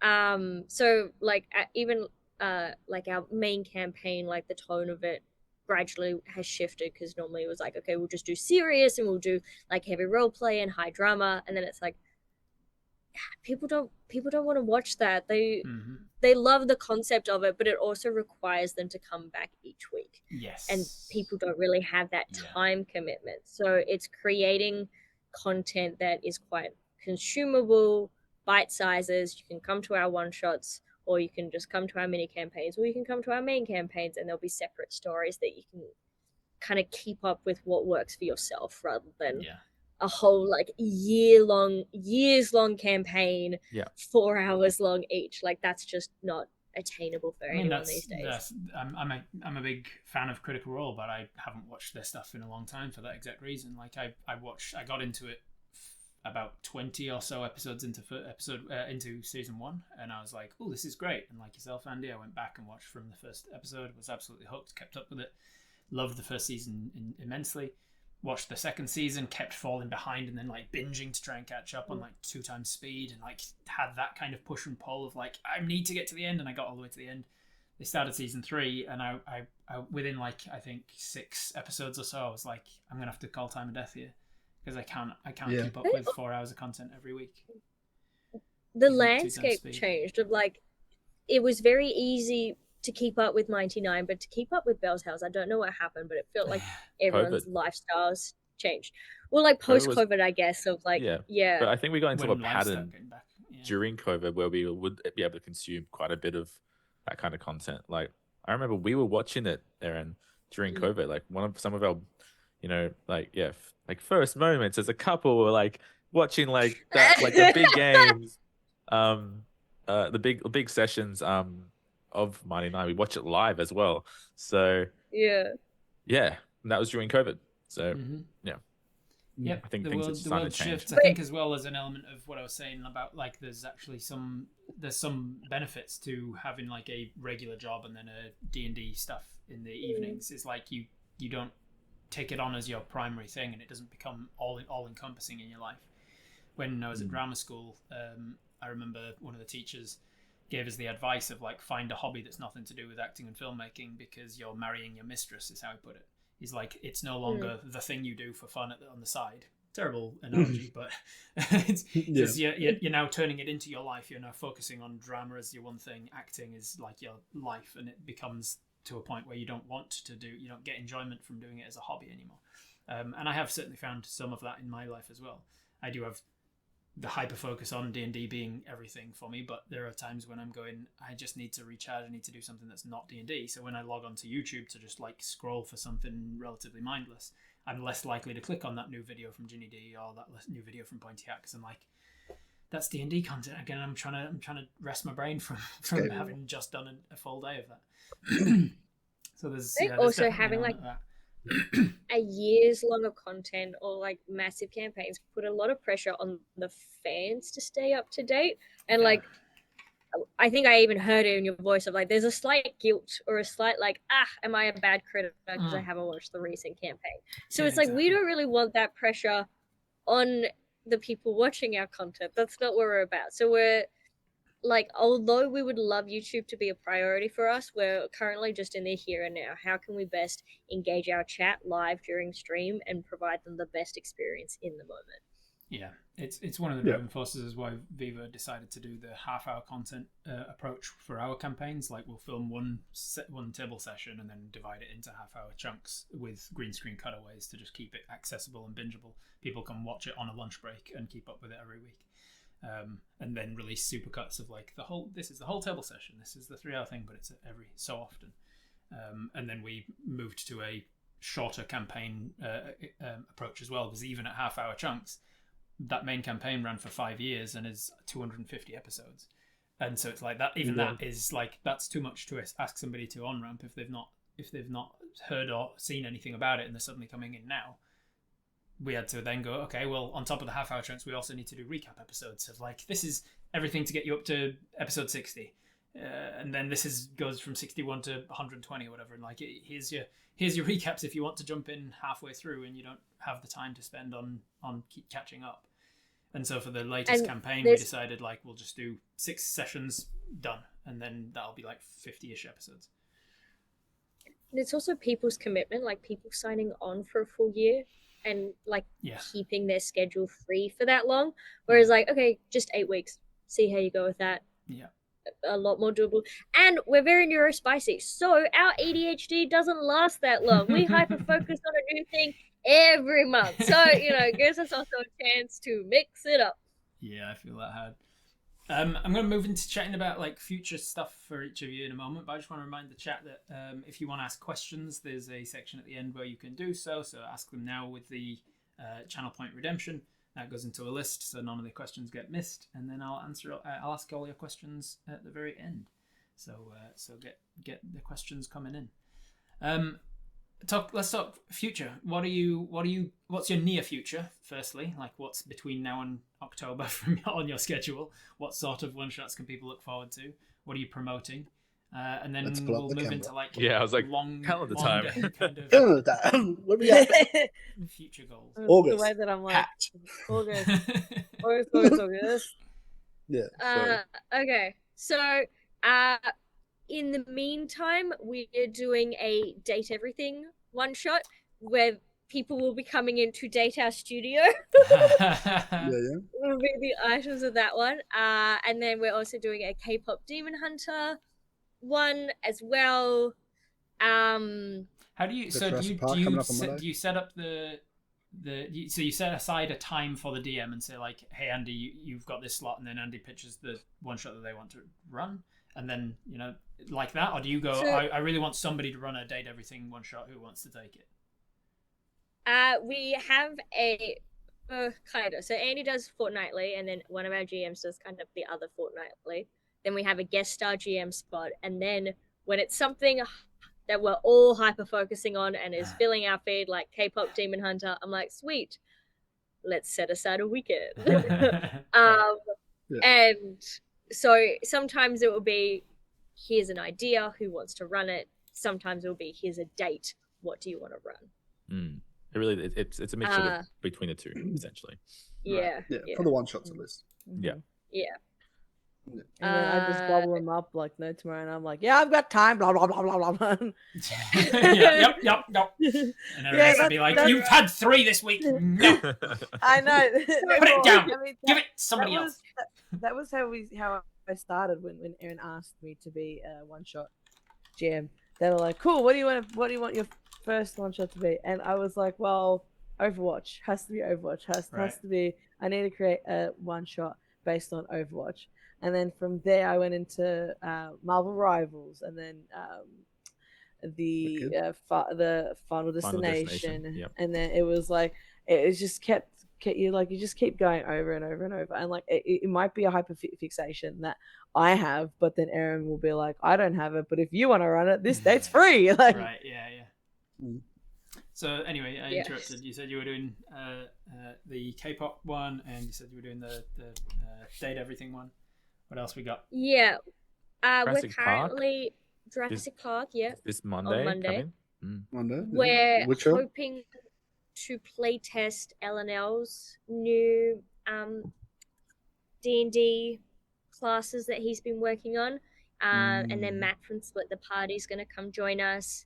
We've got a Warhammer RPG mini campaign. And then October, we'll start looking into some spooky stuff. And then probably around PAX, looking at some like rotation streams that we can do to get amazing people like yourself who aren't normally in Melbourne. And then I don't know what to do in November.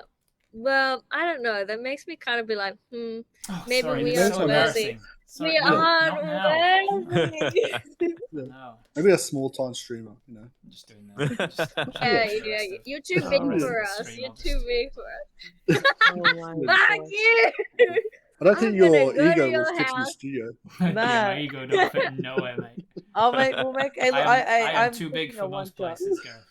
We can cook a one-shot right now where everyone fights for that award, and we'll have you on the table, There's but no you just way. lose immediately. Just immediately lose. Yeah, we set it up, we hype it up as if like, heavyweight champion, and then just immediately. Dead. Yeah. Media swap. Not even swung by everybody all at once, just like a single clock to the face. yeah. Get it like. So anyway, you were saying something about getting me on your channel to grow your channel Yeah, substantially. just maybe. I don't know. Is that what you Whoa! said? Isn't that what you said? I thought that's what I I heard. thought that's what we're doing here, are we? Yeah, that's Oh, it. we're here to help you, right? Exactly. You help me grow my channel right now so that I can Yeah, come on and you back. need more Melbourne people. Exactly. I'm watching your chat feed right now. It's just mostly our subscribers. It is. It genuinely is. Hey, that's because I think you we'll- forced me to throw my short rest time back 2 hours from what it normally would be, so I lost a lot of my my Okay. usual audience. Hey, Chad. He tried to get us up at 7 a.m. here. Not only that, but after we finish this call, 3 of us are going to a Ren fair. So that would be getting up at 6 a.m. to get ready, to then hop in a car for 2 I mean, hours. that's on you. Oh, 50 minutes. I get 50 minutes. True. Oh, lucky for you, Andy! Yeah. I'm well, already dressed. So are we. Excuse me, we're not turning this into a titty stream. This is not one of your smut streams. Thank you very much. Hey, I have a you very- should be so I've got a- lucky. I have a very high class audience. I never make any sort of dirty jokes on my channel. Nobody in chat say anything. How dare you? Say everything, and I'll give you a high five. Tell us all the secrets. Pull them out. I did once. So I've got a channel. I've got a stream that I do every so often called Robert Reads, where I read like these choose your own adventure books and stuff. And one of them that I Nice ran, love. was obviously quite a aimed at children adventure book, but it was written with such easy innuendo that I couldn't help but make dirty jokes out of it the entire way through. And then, of course, I primed my brain for it. And then I was like, well, that's the rest of this book now. It's basically turned it into a smut book. And then I found out that the guy who wrote it was called Dick, and his wife was called Glory. And I was like, well, okay, this is now Dick and Glory Hall. What's the pair, the duo? What's the kid's name?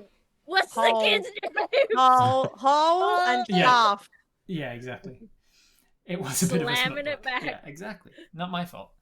So you've got your near future. You've got a lot of stuff planned out. Obviously, you've got a lot of different one shots. Yeah. You've got your so think- so are we just starting the mini series that Gareth you're running, or is that are we halfway through? Yeah, Where are we so at 2 with it? episodes in, 2 episodes to go. So it's been fun. We're Nice. setting up the villain at the moment, so they've got a little taste of him. Do you, Gareth? Do you when you're planning like a 4-episode thing that you know is going to be that, and you can't afford the usual thing of going, oh, it's a one shot and then turns into 7. Like when you know it's going to be 4, do you do like an act structure? Do you have like cutoff points that you know you've got to hit certain beat wise, or Yeah, how so do you I try plan and like for it? plan it. Yeah, I plan to try and do. So usually the first stream. So this particular one was Assassin Zero to explain Daggerheart and the fact that Daggerheart's so good in character creation, the way they do Right. it. So I really wanted to pinpoint that. Usually my first stream is set up the characters, set up the world, and get some interaction going. Second stream is usually action, show the system off, show Got it. where it differs Yeah. from your normal TPG RPGs, and really get some problems going for the group. And then third is usually a bit more. I try to get more emotion into it from the characters to try and show what these states are costing. And then the fourth is usually the resolve. So I did a Broken Weave, which is like a 5th edition add-on. So the first one was setting up the world. Second one was trying to kill the players. Third one Failed. was You failed, sir. You failed. I was in that. the really cool thing about Broken Weave is you get characters to write backstories really in deeply, and then there's a system where you can take memories from them. So in the third game, I was taking a lot of memories from the players and giving them this corruption to really give that emotional hit. And then, yeah, the 4th episode was the resolution. So yeah, I cried, by the way. you kind of have to Yeah, really hit beats. Sometimes it does go a little bit longer than planned, especially if kids are talking, and which you don't want everyone to stop. But yeah, you do have to try. You gotta get good at being like, and this is now gone. That next section, Yeah. you gotta get to this next bit. Whenever that's how you run the whenever I one-shots. prepped for my Viva stuff, it would always be like in my notes I would have an encounter that said at the top of it like cut for time, and just be like, I've already written it as like if by some miracle we're actually running on time, I can do this encounter with them. But if we're not, then that piece is superfluous and I can get rid of it. I just need to use the exposition that they would have gotten from it. I need to put into the next bit, and I just know that going into it. Oh yeah, there's been entire journeys cut out of it. Yeah, because we're also doing so much content and we always have so much fun. It's very hard to just be like, and we're done. Yeah. Like everyone, like we'll do a one shot and everyone like, let's go again, let's keep going. Yeah, it's like keep we going with that can't like character. this. In what time? This schedule is full, yeah, and like so. We'll bring it back for a sequel this time next year. Yeah, like so Jurassic Park came out. The last movie came out in our first year of doing it, and now it's coming out again.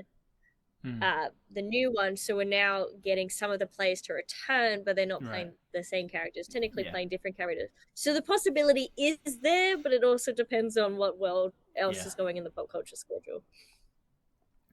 And then let's move into sort of far future, far-reaching blue sky. What would be your ideal? Where do you want Let's Roll for Dragons to be? What's the goal for you? Aaron, that's a you question, babes. I mean, you've all got your ideas of what you'd love to be doing with it in the future. Ideally, I think we had. There you go. Okay, so I can take over. So this year, next year I really hope. This year we tried to do it a little bit was to get into the Melbourne Comedy Festival, since we have so many friends doing it. Unfortunately, this year it just didn't work with anyone's schedule. It wasn't something we could put time and focus on because we were literally building a year. But I really hope that maybe in next year or the year after that we can wedge ourselves into that kind of scene. It would be really nice. Yeah, definitely. That's a cool one to focus on. We definitely came for that. I think. Sorry, you go. I'll go. I'll go. You go, and then I'll you finish go. us all You'll finish. off. Yeah, you finish us off. Like the stream last night. Yeah, we get it. So for me, I think, and for us, continue focusing on cons and make sure we're still doing that and doing live shows there. we love them. We find it very rewarding in terms of getting to meet people in person, including, members of the community, because otherwise everything's generally online. And I think future to have our own studio in a certain spot, and yeah, just continue to grow. I think that's our kind of goal right now, is just to continue to grow and become, Melbourne's TTRPG studio area, like studio where everyone can come and play games and do all that kind of stuff with us. So that's where just like a hub for Australia that people can come and learn really any TTRPG, make friends, find their community, find their place that they feel themselves and their escapism that they need. Yeah. I mean, that's a hell of a goal to strive for, and Yeah. an achievable one as well. We really try and get as many people onto stream as well. Like we don't try and like limit that. So as long as we know the person, or have friends who recommend them. Friends. Yeah. Yeah. We've gotten, I don't know, we had a tally, right, of how many people we had on? Was it in the hundreds? In March it was over 100. Yeah. Whoa. So we've had 100 people on this, like, Damn. actually playing at our table. Well, maybe is- sorry, Before I think you even ask the best DM in the world. That's crazy. oh my god, it's almost like you need hey, get in the calendar, my man. It's booked. After this stream, I am so happy to show it to you. No, man, I'm gonna turn you down. I'm gonna wait. I'm gonna keep pestering for an invite just so that I can turn you down. You're like, no thanks, you're too small for me. You just wait till we win one of our own. Oh god, that would be funny. Wow. Fuck, I wish I hadn't said it just so I could do it, because that would be so funny. Okay, guys, you've heard it first. We are never getting Rob Hartley on. He's just going to continue edging us, and we'll never get to finish with him. Give it a week, Aaron will forget, and then you can do it. You're fine. Yeah, exactly. Hey! All right. Well, on that then, we will ask some of the questions that have come in from the chat. If you want to ask your questions, redeem your Ask a Question channel points, and we'll get to them. Tia Madrid asked, are any of you professionally trained in acting or voice acting? Oh, yeah. Absolutely professional trained actors, as you can totally tell by my new accent. Yeah. What's your Russian accent again, Aaron? From Nina. So I That's from Schitt's actually did a course. I did a acting course when I was in high school, and we did a segment where we did voice acting as well. So I did get to train a bit there. I've noticed that I've got a bit of a range. So people hear me talking like normally, as I am, and then I'll swap over probably to. I know I bring up my gorgeous baby girl Bubbles every time, but I'll swap over to Bubbles, and she's very like, my name's Bubble, and I'm a bit of a big old goat who loves hugs and everything. And I am a little bit trained, and then you can go. I did a Baldur's Gate one shot, and you go more into something like Lae'zel, and she's very more like, why is this what you've decided to tell me, Chuck? And she brings that sort of aspect to it. So I am a little bit trained, but a lot of it is fuck around and find out. So I think most of the stream is pretty much that. Yeah. We love accents. At least I do as well. I personally love accents, but I'm not professionally trained or anything. I just, I'm the person in the car, rather than playing the radio, I'm just like trying to stick to an accent for the entire time, just talking to myself. Yeah. So I'm not talking on the phone. I'm just like, you're gonna do this the entire time. I did that when preparing for an audition once. I had an audition for an Irish role, and so I just was like, cool, I'm Irish today. And for the days leading up to it, I was going into work. I was working at a cinema at the time, and I was just doing Irish, and I was like taking people's tickets, and there you go, that'll be $3.40 and whatever. And I was just Irish, and it was fine. Nobody had called me out or anything. And then somebody came up and said, 2 tickets to Iron Man 3 or whatever it was, and I was like, oh fuck, an Irish person. And I went, well, commit to it. And I was like, yeah, no worries, that'll be whatever money, blah blah blah, do you want any popcorn, yada yada. And she goes, oh, you're from Ireland? And I went, yeah. And she goes, me too. And I was like, yeah, I could tell from the accent. She goes, whereabouts? And I went, fucking take a stab, I guess. Yeah, Dublin. I was like, Dublin. She goes, yeah, you sound like Dublin. Whereabouts in Dublin? I'm from Dublin. And I went, fuck. and in a moment, I went, right, what do I know? South. Bring up my geography. Bring up the map of Dublin. Map of Ireland. I know where Dublin is. It's on the east coast. And if it's an east coast and it's a large city, then it's probably built on a river that runs west to east, because most cities are.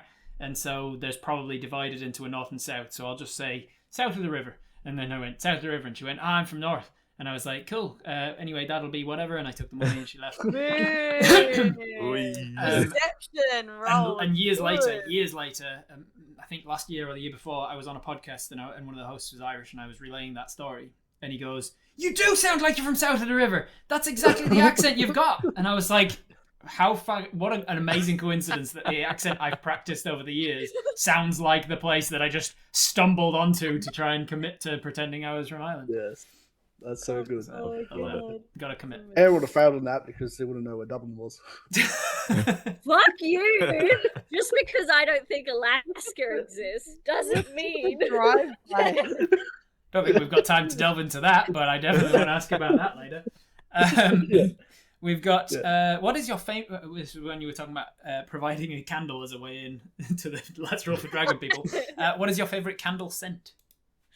Oh, okay. Aaron, what is your favorite candle scent? Yeah, Aaron, what's your favorite candle? I think we should go. Nothing, because I don't have a scent of smell. No, a scent of Yes. smell. What's the air scent? Air scent. Yes. I like it. Yes, I like a good peach Earl Grey is my favorite scent. I think it's very calming, very relaxing. When I've got a lot going on, I need something calming, relaxing that's not gonna like hit my nostrils, and I'm like, oh. But I also love like the lemon kind of candles as well. I'm just very wog, so like anything like lemon is like just something that I really enjoy. And like I've got I some candles that I own, but I haven't lit because like I don't want to lose this like candle. There's a Christmas one that I have, and it smells like just like the Christmas sort of season. So that's this like some cinnamon and all that stuff. It's gorgeous. It's amazing. I love how for the Matt Mercer Jesus one that you sent over. How did you get Matt Mercer's scent? Or do we not want to know? Well, when you ask a lot of horny people for what, so I actually used a birthday cake blend for that scent. It was the one that I had available, and I was like, I think they're going to appreciate the photo more than the scent, but yeah. Fair enough. Tia Madrid asks, without doxing yourselves, what are your in real life jobs? What do you do in the real world? I am studying to be a physio. I'm currently on placement right now, so it's been very full on. But yeah, I'll be a physio in around 6 months. Are you looking to do physical any particular therapist type in of, America? Are you going to look at doing any type of physio, like specializing in a particular area or particular I'm career? not sure yet. Still trying to figure that out. I like both private and hospital. I've been in both recently. I was working with spinal cord injuries recently. That was very intense, but very interesting, and I learned a lot. And I'm one of those currently in one of those private clinics, I guess. So I'm dealing with lots of everyday kind of niggles and issues there, and I've also found that interesting. So yeah, that's my little side project. I learned a lot about physio through osmosis and by proxy, because my ex was a physio and studied, and I helped her with studying, and so I was doing the flashcards for the human anatomy and physiology. Yep. Okay, how many different systems are there in the body and all this stuff. Helping a lot with that, and then moving into more and more. 11 or 12, I think, from memory. There's a fair few. If I have to name, I wouldn't know the number off the top of my head. You're definitely sparking the need to the trivia need to go into actually naming them now, but I'll suppress, and I'll do that after the stream. We've got Nelia's IRL job. Anybody else do anything that you're willing to? Yeah, I do digital social media marketing. Oh, for a company. Handy skills to have for Let's Roll for Dragons. Yes, but after you do it 9 to 5, it becomes very draining to then do it again for Let's Roll and then do it again for myself. So right, yeah. Fair enough. Andy? I work as a full-time education support worker at a primary school. I specialize with our differently abled students and also adjusting adjusting students' workloads and ways that we can work around and get them engaged and more probably a bit more like easier for them to take on that the subsidized learning that I've been working on with the school. I'm also training to be a teacher as well, so that's going to Nice. be great. So yeah, teacher my Andy. mum did that. My mum did that same job. She was like I think back like 20 years ago or something when she was doing it. It was teacher's assistant or something. Something was the title she was given, and it was basically glorified babysitter for those troublesome kids that they didn't know what else to do with, because they only really knew back then how to deal with the ADHD and autistic kids that are the most extreme versions of that. The ones that were like, oh well, this kid's clearly got problems, so give them to that teaching assistant so that the normal kids can get proper attention. And my mum was like, no, we're going to teach these kids like they teach the rest of them. You just need to understand. And so she like put so much of her own time into like creating like little games for them, and she'd like teach them to read. She had like I think she's probably still got them somewhere. She took like little Smarties boxes, you know, those tiny little cardboard ones that you get the individual sachets in them, and she'd put the letters on the front, and then she'd put like something inside it that was of that that started with that letter, and so they had like a tactile thing to interact with and be like, oh, this is a marble, and it goes in the M box that has a picture of a whatever Maltesers on the front of it or whatever. And she'd like create those things and ask for funding from the school. Is there anything that you can give? And they'd be like, no, we're not going to give you any extra funding for this. You just keep them out of our hair.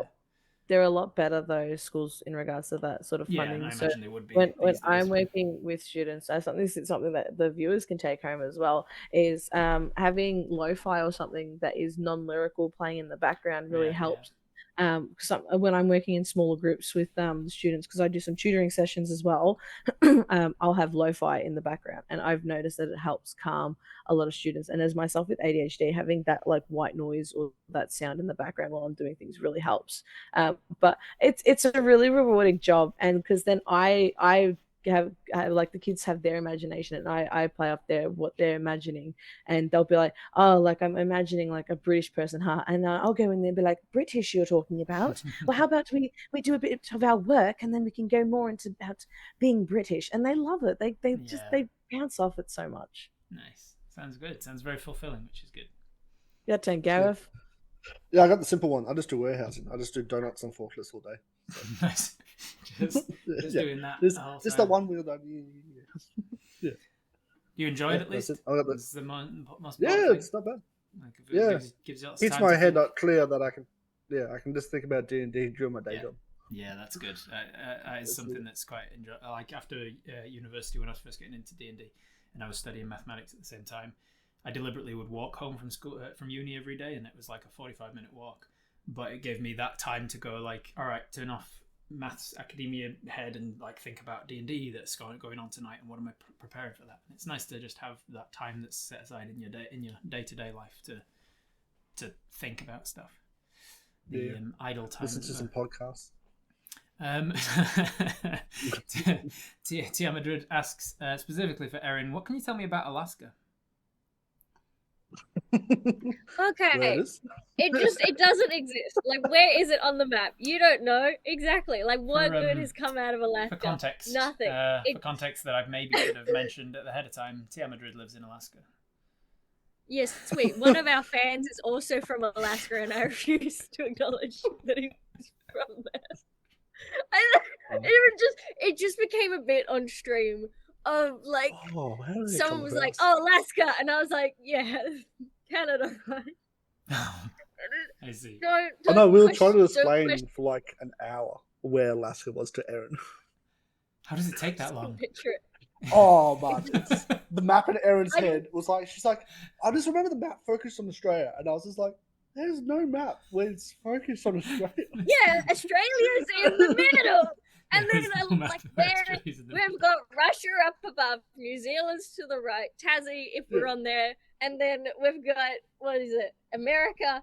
So where is Alaska? There's no roof. Yeah, literally above us. It's literally, it's like if the map was centered on Australia, it would be in the like Alaska would also be in the center. It would, well, off to the center right. Like what? It would be more. It would be more visible on a map centered on Australia. It would be more. It would be more excusable for you to forget Alaska existed if you were looking at a Makeda project, because then it's tucked away up in the top left corner. No, it's just. I mean, one now I can just read. It's also because of the Makeda projection. It's also stretched abnormally larger than it actually is. It's like obscenely large on the map. So you get it. Alaska's fake. It's not real. Like, you get it. It was also, I have seen a map. I do know where it is. I just don't believe in it. Fair enough. A lot of people say the same the about Earth is New Zealand. New Zealand doesn't exist. Centauri asks, I want to know what you're dressing as for the Ren Fair. I shall stand up. Yeah, I shall stand up. Okay, we'll do a fit check. So I'm wearing a off-the-shoulder top with a satin piece of fabric just adorned around. I made this headpiece last night as well, which is like a little cloth thingy. That's nice. With like some Very good. stuff. I've got my skirt. I've got a belt that's got like a whole bunch of like trinkets and keys and coins and stuff. I'm going to be wearing arm cufflinks, and I've got my basket, which I will be putting my shiznits in. Love it. How about the rest of you? Who's going? I'm kind of going for a gothic dragon vibe. So Nice. I'll have my black dragon wings, and then I have my toothless horns. So it'll be very cutesy, but it was the bit I couldn't find my most other horns are horns. toothless. Yeah, that's true. And Nelio's going for a bit more of a roguish vibe. How many different wings do you have, Erin? I have my green set and my black set, which are like the really big ones, and then I've got one red tiny ones, but I would love to get another big old red one, and add in a small green. Oh, and another small black. Not enough, really. Not enough. Only 5. Nelly, what you got? I need one for every fashion choice. shows you fit. Oh, it's not anything crazy. I've got my cloak somewhere, which I'll be chucking on. I've got braces that I'll be putting on while I'm there. But yeah, it's just gonna be a bit of a roguish. Is it a one day thing this Ren Fair? Or are you going just for the afternoon? Is it like an all weekend thing? I think it's Saturday, Sunday. Our friend's birthday, so we're catching up with them, and they decided to have it at a Ren Fair. Oh, nice. So, yeah. Very cool. Gareth, you going? No, they didn't. No, we're not friends with Gareth. We don't care about Gareth outside. It's probably because he keeps trying to start fights with people in the car park. That's probably what it is. Yeah, I'm just here for Let's Roll for Dragons. I don't actually hang out with these people outside of it. Yeah, I mean, that's Hey, I heal you in Overwatch. Gareth. I heal him in Overwatch. Gareth, What? No, I've hung out with them outside of it, and I don't blame you. So. Yeah. You haven't hung out with me. What the fuck? Wait. Yeah. For my Maybe mental health, I first, can't then hang make out your with anyone. judgment. Just because- Andy's catching flack here. I haven't hung out with Andy outside of this. Yeah. You don't want to. It's fine. Oh. Same vibes. Hey, I just played by a different rule set. You should just accept people how they are. Find Yeah, your own don't worry. fun with it. Andy cheats at games as well, so it's fine. Yeah, I fair think because I'm better at Gareth, and he just can't handle the fact that I am better at Gareth in some cases, and so he decides to blame it on cheating. Yeah. I have Real- friends. Especially when you like that tell too. another player what the answer is to a game, hey? Yeah, because I didn't want you to win. Yes, that one I will admit I did cheat in that because I didn't want you to win. Last question from Keyboard Smash. What's everyone's favorite class to play? Oh shit! Whoa, Mine's easy. Paladin, pretty much for me. Like I like less so new one, more so old one. Just like smiting was Smite. very fun. We love Smite. smites. Yeah. Mine is Paladin as well. So where we nearly connect, but also fighter. I like a good fighter. Oh The yeah. fact that you don't need to rely on anything else. Yeah. So you're like, you know Got me what? a You're crutch. doing reality bending magic left, right, and center around me, but I got a sword and I know how to use it, and it's not gonna run out. I'm not gonna run out of spell slots. It's not gonna be counterspelled. I'm gonna hit you with this sword real good. I can beat the shit out of that wizard, so it's fine. You should take it. I guess I have two classes that I love, and that is cleric and barbarian. I love being able to support my team, but then also rage and fuck shit up. That's my go-to. So Have you ever done a multi-class? A bar I have, clerican? I have done a multi-class. His name was Tinkles. So we love we love Tinkles so much. So yeah, he was a barbarian who multi-classed as a cleric, Nice. and worshipped Saloon. Okay, zealot and- barbarian maybe? Yeah, Yeah, it makes sense. Barbarians are hard to multiclass with any kind of spellcaster because of the whole you can't do anything when you're raging. They feel I like think it they're was really more of- and you can't even concentrate, so you can't do the druid thing of Yeah. going cast this thing and then concentrate while I wild shape. I'd have him Yeah. be able to. I'd in attacks in battles. I'd use him as a war machine, and then afterwards, it's like I can now cast heal After the you. battle, let's Um, fix everybody up again. Yeah, I like that. pretty That's much, good yeah. flavor. Erin, did you get yours? I'm a spellcaster main. So I don't think I've ever played a character that didn't have magic. Challenge yourself. Because I'm in fantasy, so why wouldn't I? Challenge myself. Be a rogue. Nah. And let's do that. Been a rogue, you could still had ease magic. You could, yeah, I was going to say you can ease yourself in by being one of the third casters, like Eldritch Knight or something. Yeah, Yeah. been a And then, barbarian. and then you can go a still little had bit magic. further by going like go like fighter that doesn't have any of this that Eldritch Knight stuff, but be like a gnome that has like minor illusion. You're like, well, I've got some cantrips. Just a little taste. Just a little taste. I'm happy with magic. So either sorcerer or druid. Fair enough. I love those as well. Last question that's just come in while we're answering that one from Mohican. Would you do another 20 plus person stream again? Most Yes, No, we've found a limit now. I've seen there 16. was another 16's a good there amount. was another reference to. So recently we ran a Hunger Games stream, which was a rotation, which was a 10-hour stream rotation of 28 people. Battle Royale, killing them all off. So that is probably what Mo is trying to refer to. We're still keen to try more rotation streams. It's just hard to make it a fair time for everyone. So just trying to come up with a good enough concept that kind of feeds into that rotation, and then a day which we can fork out 6 hours to play it. Yeah, that Six? takes a long time and a lot of logistics. 12 I hours? imagine goes into that.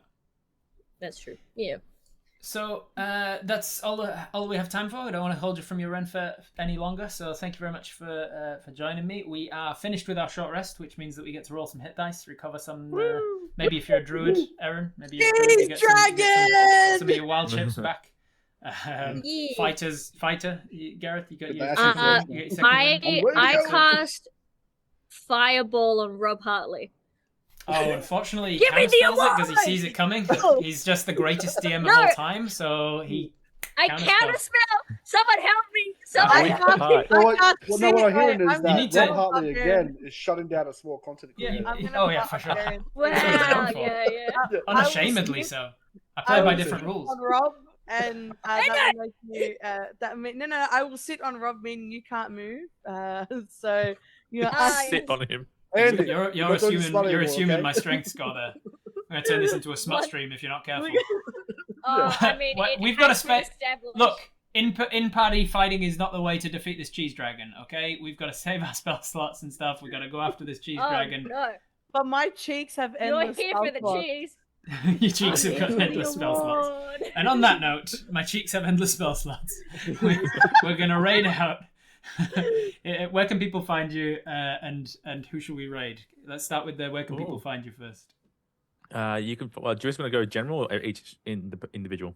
We'll do individuals and then we'll Individual? go generals. All right, I'll start. You can find me at Nelio Does D&D. My name's Nelio, TTRPG enthusiast, and also co-founder Let's Roll for Dragons. So check us out there. Bounce it. Aaron? Who wants? Aaron. Oh, fuck. Hi, my name is Tiny Tim, and I'm a content creator and TPK Dragon Master over there. And I'm starting to post some more risque stuff. So if you like that, go check it out on my socials. And I think how you put it the yeah, other day me- was more succinct when you were like, "You can see my tits over on my Instagram." It's not my channel. I wasn't gonna say that. You Go check out can't. Aaron's No tits on nips, just tits. Oh my god, fuck me. Oh my god. Yeah. No nips, just Oh, tits. it's just the tits. let's just Trying to focus connect on the dots. Erin there. Let's just make sure that she's full screen clip on that. the. Can we get the full humility of the addressing the. Clip that. What Situation. shade The is Critter Aaron Awards that turning someone did the today? other day. And Andy, where can you be found? Hi, I'm Andy, also known as Andy Tries Cosplay. You can find me on Instagram at Andy Tries Cosplay. I'm also streaming on Twitch, so you can follow me at Andy Tries Streaming. And I'm also a one-shot DM on Let's Roll for Dragons, so you guys can see me there quite often. And have a good day. Everyone hydrate, and if you need to pee, go pee. Go piss, queen. I heard it's Hell Andy yeah. Slay's cosplay though, isn't that? Yeah, that's the true name. Andy Someone else on Tries. this one. Someone Slay's has cosplay. done their Tries homework. and sues. I'm Gareth? try. Sorry. Try. I'm Gareth from Module Fantasy, unaffiliated with Let's Roll for Dragons. So yeah, come check me out on my own stuff. Very good. What's your Insta? Aaron's is your muted, Insta? doesn't know. Aren't you Travis? The Travis from Critical Yeah, Role? Travis from Critical Racing Role. yourself? Check me out on my net stream next Thursday. Is it Thursday? You can find us at Welcome. So, what was the? Did we get the handle, Gareth? Module Fantasy. There you go. If you are joining from Let's Roll for Dragons and you have this is your first introduction to me, I'm Robert Hartley GM. Name is above me here. It's exactly as it sounds. I'm that on all of the platforms. RobertHartleyGM.com is my website that has all of the links from there as well. I'd love to see you in the community. And Yeah. overall, where do people find Let's Roll for Dragons? What's your favourite sources of social media for them? So we're Let's Roll for Dragons over across all social medias.